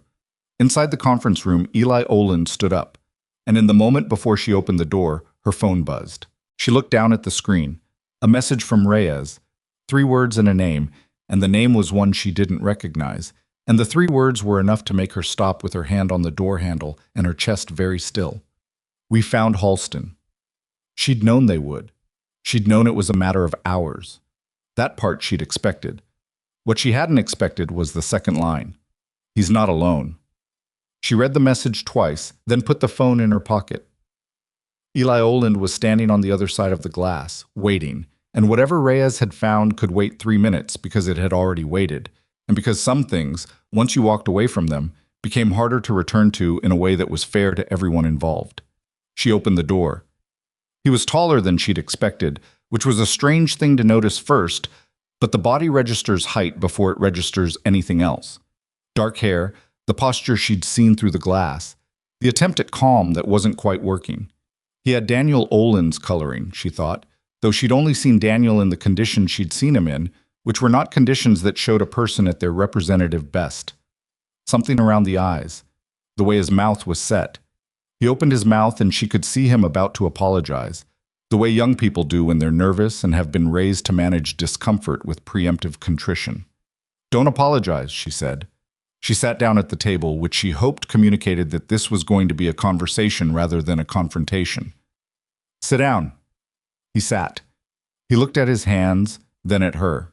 He was 23. 6 years ago, he'd been 17 and his brother had died in a hospital in Germany, and the woman across from him now had been the last person to see Daniel Oland alive and functional, before the helicopter, before Landstuhl, before everything that came after. "I didn't mean to... the surveillance thing. I need to explain. You wanted to know I was okay," she said. He stopped. "You were 17. Your brother died. You needed somewhere to put the... whatever that is. When someone saves someone and they die anyway, and you need to know it counted for something." She looked at him directly. "So you watched, from a distance, because it was the only thing you could do that felt like it connected back to him." His jaw moved. "That's... yeah." He stopped again. "How did you..." "Because I've done the same thing," she said. "Different circumstances, same reason." The conference room was small and beige and smelled like recycled air. The table had a water ring on it from a cup someone hadn't used a coaster for, which was the kind of detail that made a space feel real. Eli Oland looked at her across the table. This young man with a private intelligence contractor job and a dead brother and 4 years of watching someone from a distance. And she could see the weight of it on him, the specific gravity of something you've been carrying so long you've stopped noticing it's heavy. "He talked about you," Eli said. "In his letters. He wasn't supposed to, operationally, but he described what you could do, how you worked. He said you were the most competent person he'd ever served alongside and that you never seemed to know it." She didn't say anything. "That last part drove him crazy," Eli said, and his voice caught slightly, caught and recovered, the way voices do when the speaker doesn't want to lose control, but is human enough that the possibility is always right there. He said it like it was a flaw, like you couldn't see yourself the way everyone else could. "He wasn't wrong," she said. Eli looked at the table. "When he died, I thought, I didn't know what to do with everything he'd told me. He'd made this person real to me, the nurse medic who kept him alive. And then she just..." He stopped. "You just disappeared. And I needed to know you were still somewhere, that he..." He stopped again, harder this time. She let it sit. She didn't rush him, and she didn't fill the silence with something easier. She'd learned that from years of sitting with people in bad moments, that the silence after something real has been said is not empty. It has weight, and it has purpose, and the worst thing you can do is talk over it. "It mattered," she said, when the silence had done what it needed to do. "What I did that night, it mattered. He made it 3 weeks, and in those 3 weeks he was alive and in one piece because of what we did together on that hillside. And that's not nothing. That's not a footnote." She paused. "It's not the ending anyone wanted, but it's not nothing." Eli looked at her. His eyes were wet, and he wasn't trying to hide it, which she respected. "I should have reached out," he said. "Properly. Not the watching thing. That was wrong." "It was," she said. "Don't do it to anyone else." "I won't. But I understand why you did it." She stood up. He stood up too, reflexively, the way he would have been taught to. "Come to the ceremony," she said. "When they do the commendation, Mercer will send you the details." He looked at her. "You want me there?" "Daniel should be represented by someone who knew him outside of a uniform," she said. "Bring a photo if you have one." She held out her hand. He shook it. A real handshake. both of them solid in it, and she felt something complete itself that had been open for 6 years. Not closed exactly. Completed is different from closed, a circuit rather than a door. She left the conference room and in the corridor called Reyes. He answered on the first ring. We found Halston at a property in Beaverton, a house registered to a cousin of his wife. He was with two other individuals. One is a Veltris logistics director we've been looking for since noon. The other is... He paused, and the pause had a specific quality. The other is a man named Stuart Briggs, former Mercer Falls board member. Resigned 14 months ago. Resigned or was pushed out? That's the interesting question. He resigned 10 days before the first internal audit flag was raised on the Veltris contract. Reyes's voice was careful. He knew the audit was coming, which means someone told him, which means the fraud goes above Stapp and Halston. Someone at the board level was in it from the beginning. Claire walked toward the elevator. How far up? We don't know yet, but Briggs is talking. He's been talking since they read him his rights. His attorney advised him not to, and he talked anyway, which in my experience means he's either very frightened or very tired of carrying something. Both, she said. Probably both. Yeah, Reyes said. Probably. Halston was brought into the federal building in downtown Portland at 6:15 p.m. Claire was not there for that. She didn't need to be. She was on the 4th floor of Mercer Falls, sitting in the corridor outside Reed's room, when Mercer relayed the news. 3 arrests. Beaverton property. Briggs talking. Federal prosecutor's office, now running point on what had expanded from a fraud case to a conspiracy case with potential charges relating to obstruction, evidence tampering, and attached to the attempted murder of a federal official, attempted homicide. That last charge was the one that changed the shape of everything. Corporate fraud produces settlements and fines, and occasionally someone in a minimum security facility for 18 months. Attempted homicide of a federal official, a colonel conducting an active federal investigation, produced a different category of consequence, the kind measured in years rather than months, the kind that didn't leave room for quiet plea agreements and confidential settlements. Mercer sat beside Claire in the corridor and relayed this with the economy of someone delivering a field report. No drama, just the information, clean and sequenced. Briggs confirmed the timeline, Mercer said. The board knew about the equipment substitutions from the beginning. Briggs was the liaison between Veltris and the board-level approval process. He recruited Stapp when he came on as COO. Stapp recruited Halston. In that order, Claire said. Top down. Top down. Halston was the last layer, the one with direct clinical authority to sign off on the substitutions without anyone below him being able to override. Mercer paused. He's being charged with 8 counts, including the medication order. His attorney is already requesting a plea discussion. He'll get one eventually, Claire said. They always do. Eventually, Mercer agreed.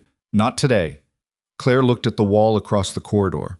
There was a bulletin board with laminated patient information sheets on it, the kind of thing that lives in hospital corridors and gets ignored by everyone who works there and occasionally read by someone waiting alone for news about someone they love.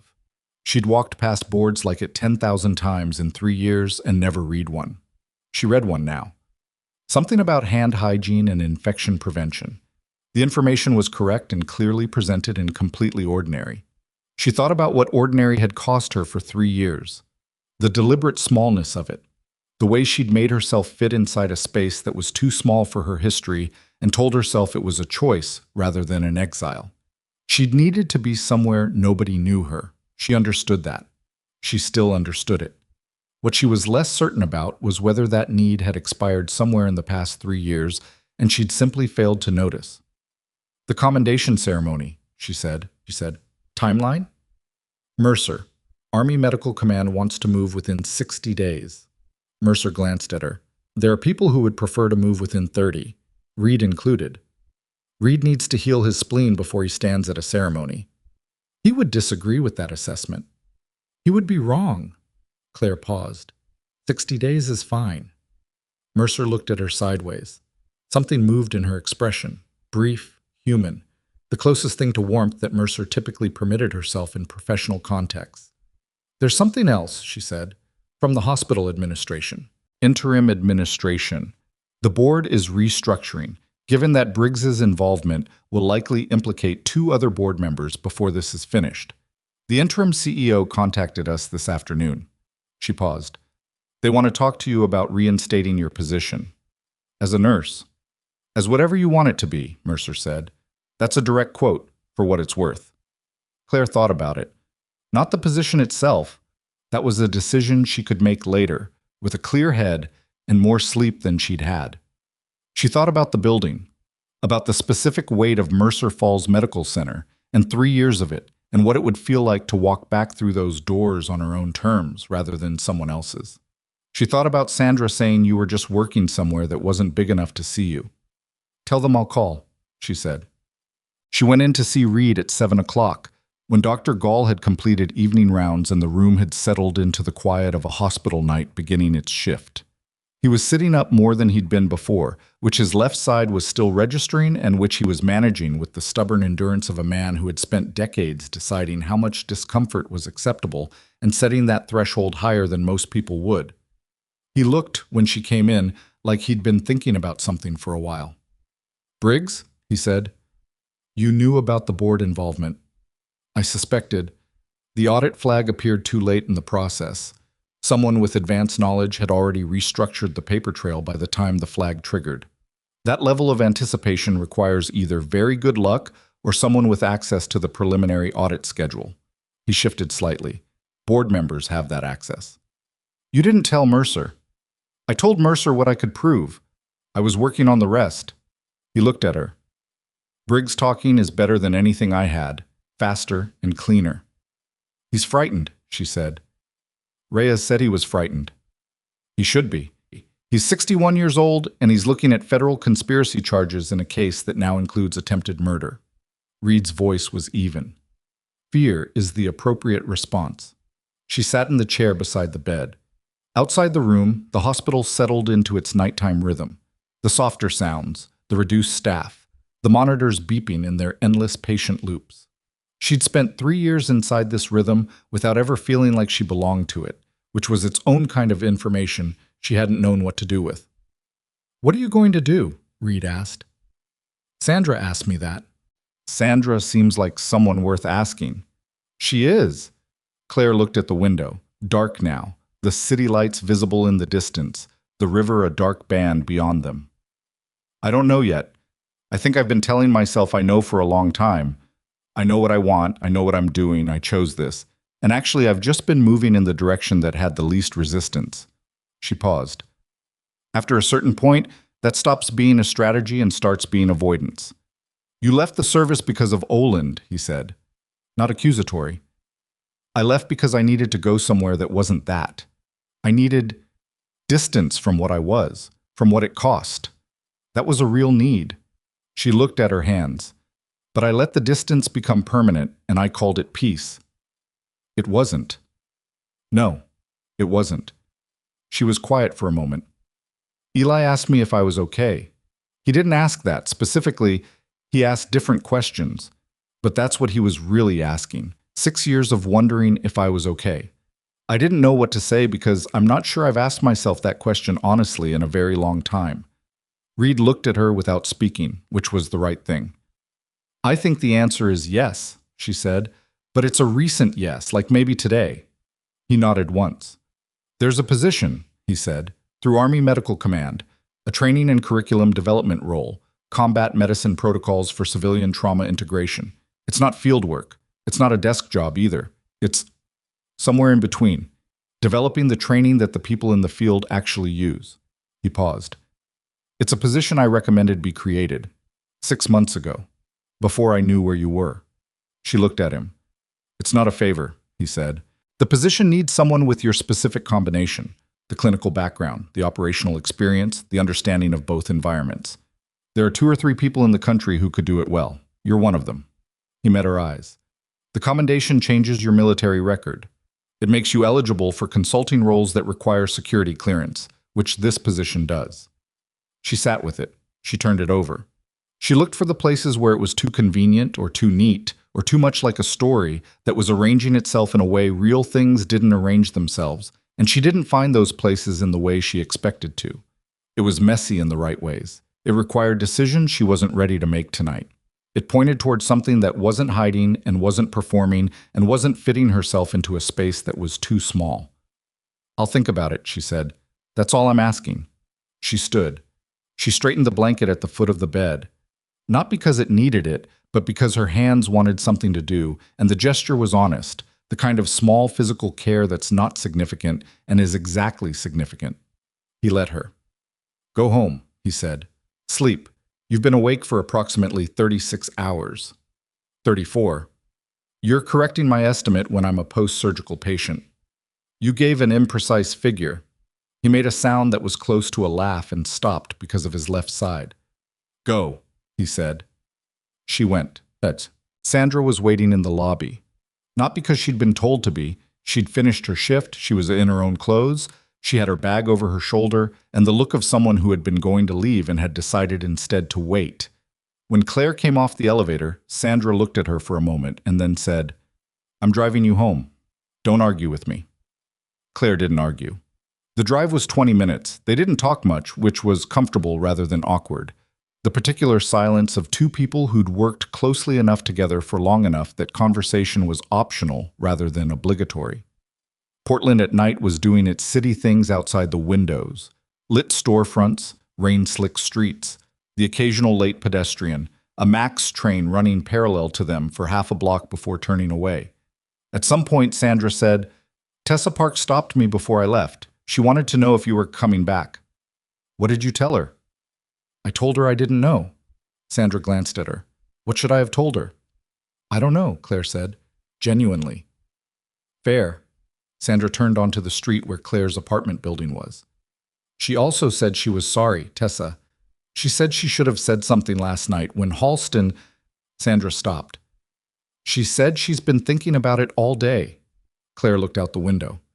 She was a second-year resident in a room with the department chief. The power differential in that situation is not small. No. She didn't fail some test of character. She was in an impossible position, and she made the human choice. She paused. "Tell her I said that, if she asks again." Sandra pulled up in front of the building.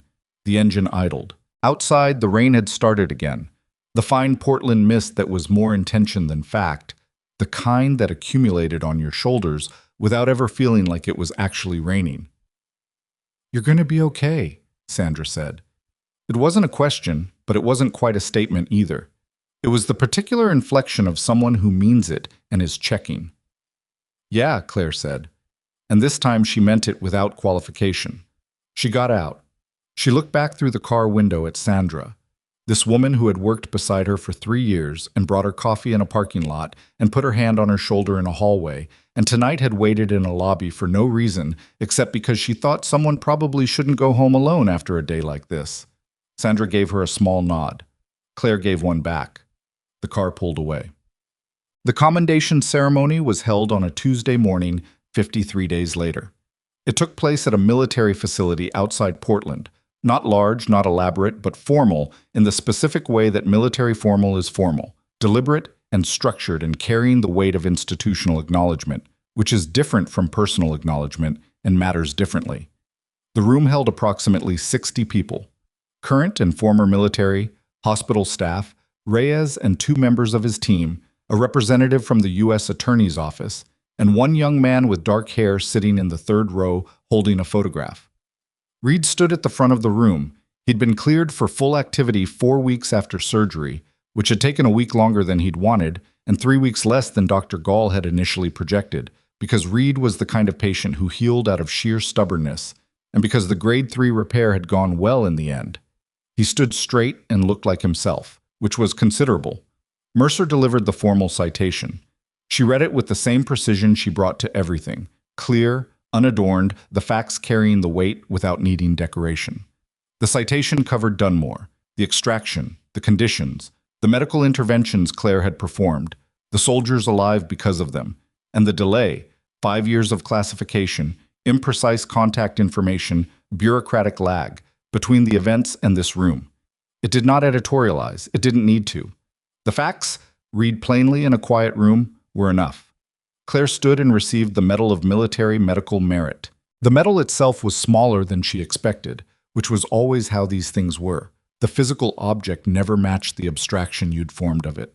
A woman put it in her hands and she looked at it and looked at the room and held it for a moment in the stillness of something that was actually happening rather than something she'd been anticipating. She hadn't prepared remarks. She'd been asked if she wanted to say something and she'd said she'd see how she felt when the moment arrived, which was the most honest thing she could have said. She looked at the room, at Reed, at Mercer, at Sandra who had taken the morning off and was sitting in the second row in her best jacket, at Tessa Park beside her who had asked to come and been included, at Reyes, at the people she knew and the people she didn't, at Eli Oland in the third row holding his brother's photograph. She looked at Eli. She thought about what it cost sometimes to be the person who stayed quiet. Not always a virtue, sometimes just easier. Sometimes the quietness that reads as strength is actually just the avoidance of difficulty. The choice not to take up the space you've been given, to make yourself smaller than the room requires. She'd done that for 6 years. She'd called it healing, and some of it had been. She'd called it peace, and some of it had been. And some of it had been the long, quiet habit of a person who had been through something that broke something in her. Not irreparably, not permanently, but enough that rebuilding had taken longer than she'd been willing to admit. And the rebuilding had happened in hiding, which meant nobody could see it, which meant it didn't fully count. It counted now. "I'm not good at this," she said. Her voice was steady. It was always steady. Accepting things, recognition. "I spent a long time thinking that the work was enough and the acknowledgement was optional, something other people needed that I didn't." She paused. "I was wrong about that. Not completely wrong. The work is enough in the sense that it has to be enough in the moment you're doing it, because the moment doesn't wait for recognition before it needs you to act. But the record matters. The truth of what happened matters. Not for vanity. Because it shapes what comes after. What gets built on top of it. What other people learn from it. What a 23-year-old understands about whether his brother's death counted for something." Eli Oland looked at her. He was not entirely composed. He was not trying very hard to be. "It counted," she said. She looked at him. "All of it counted?" She looked back at the room. "I'm going to try to be less quiet," she said. "Not louder. I don't think I know how to be louder, but present in a way that I haven't been. Taking up the space." She looked at the medal in her hand. "That's what I've got."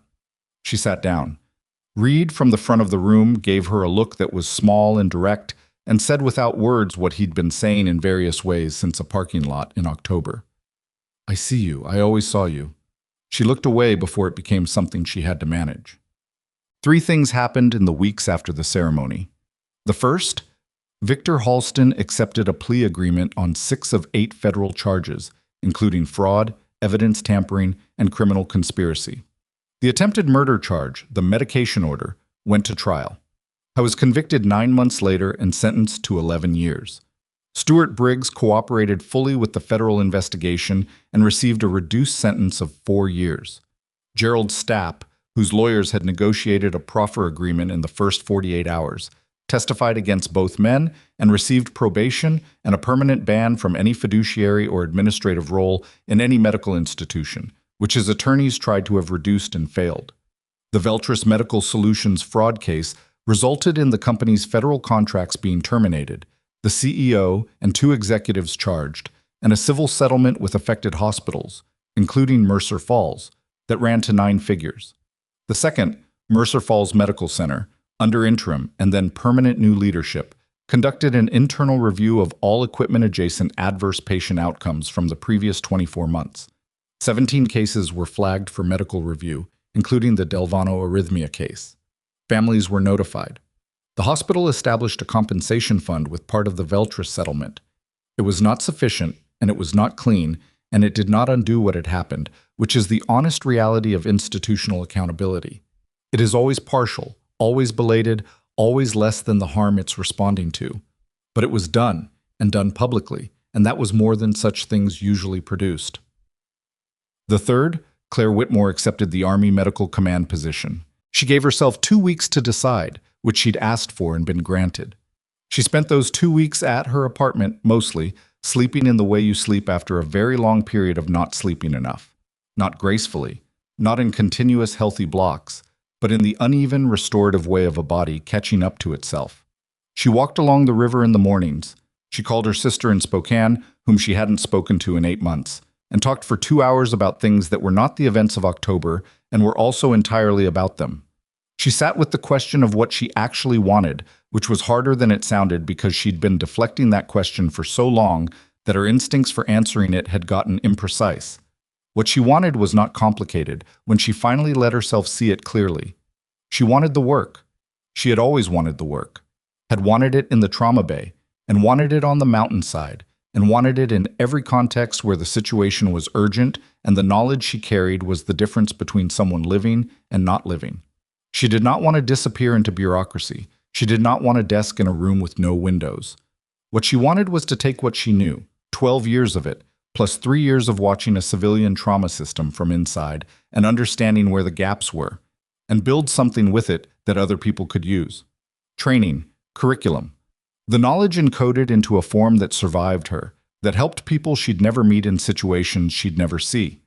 That was not hiding. That was not making herself smaller. She called Mercer and said yes. Mercer said, "Good." Then, "The start date is negotiable." Then, "Reed will be insufferable about this. Tell him I said he's welcome," Claire said. On her last day at Mercer Falls, she went back for a week to close out her patient notes and hand off her case documentation, which was the responsible thing, and which she'd decided to do because responsible was still a value, even when the institution had failed you. Sandra walked her out. It was late afternoon. The shift change was happening around them, the in-between hour when the building was full of people arriving and leaving simultaneously. They went through the ambulance bay, the same doors Claire had walked through in October into the rain, looking for her jacket, waiting for her hands to stop wanting to do something about the man on the gurney in Bay 3. The parking lot was dry. October had become December, and December was doing its Portland thing, cold and clear for once, the sky going orange at the edges behind the West Hills, the city laid out in the particular clarity of a winter afternoon. "You could have stayed," Sandra said. "They offered you plenty." "I know." "The new director's good, actually good. The board restructure—" "I know," Claire said again. "It's the right place now, just not for me." Sandra stopped walking. She looked at Claire the way she'd looked at her in the lobby in October, taking inventory, being honest about what she saw. "Are you actually okay?" "Yes," Claire said. "Different from last time you asked. Not performed okay. Actually."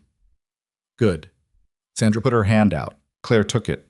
A real handshake that turned briefly into something closer to an embrace, the kind that two people who are not demonstrative do when the occasion is large enough that the usual restraint becomes insufficient. Sandra stepped back. "Come back sometime." "I will." "Not as a patient." "I'll try." She walked to her car. She sat in it for a moment before starting the engine. Through the windshield, the ambulance bay doors were visible. The same doors that had opened and closed 1,000 times in the past 3 years. The same rhythm she'd moved in and out of without quite belonging to it. She thought about what belonging cost. The vulnerability of it. The way you had to present yourself fully to a place or a person or a role and trust that the presentation would be met rather than dismissed. She'd been unwilling to do that for a long time.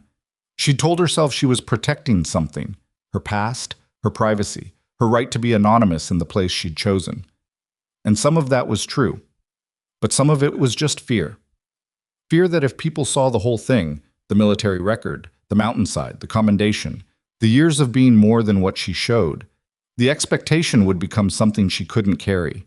Better to be underestimated than to be expected to be extraordinary and fail. The things she'd learned in the parking lot and the waiting room and the conference room with Eli Oland and the ceremony and all the ordinary seconds in between.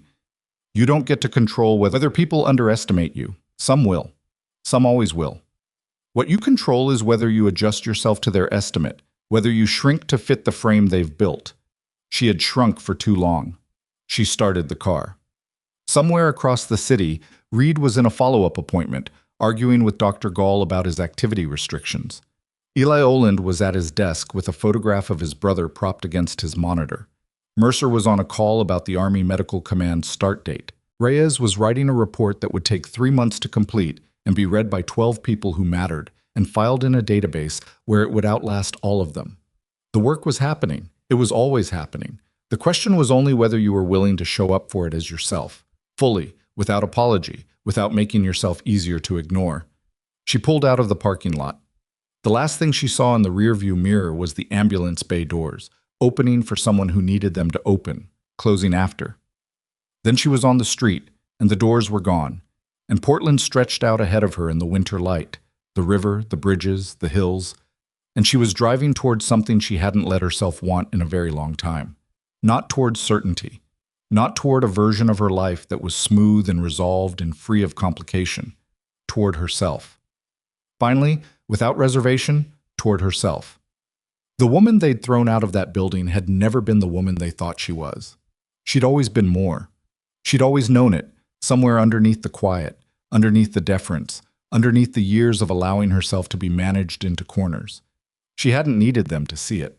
But it turned out, and this was the part that surprised her, even now, it turned out it still mattered, being seen, being named, having the record say what actually happened. Not because she needed their approval, because the truth deserved to be on paper. Because silence isn't always strength. Sometimes strength sounds like a woman who has been quiet long enough finally deciding that her story belongs to her, and choosing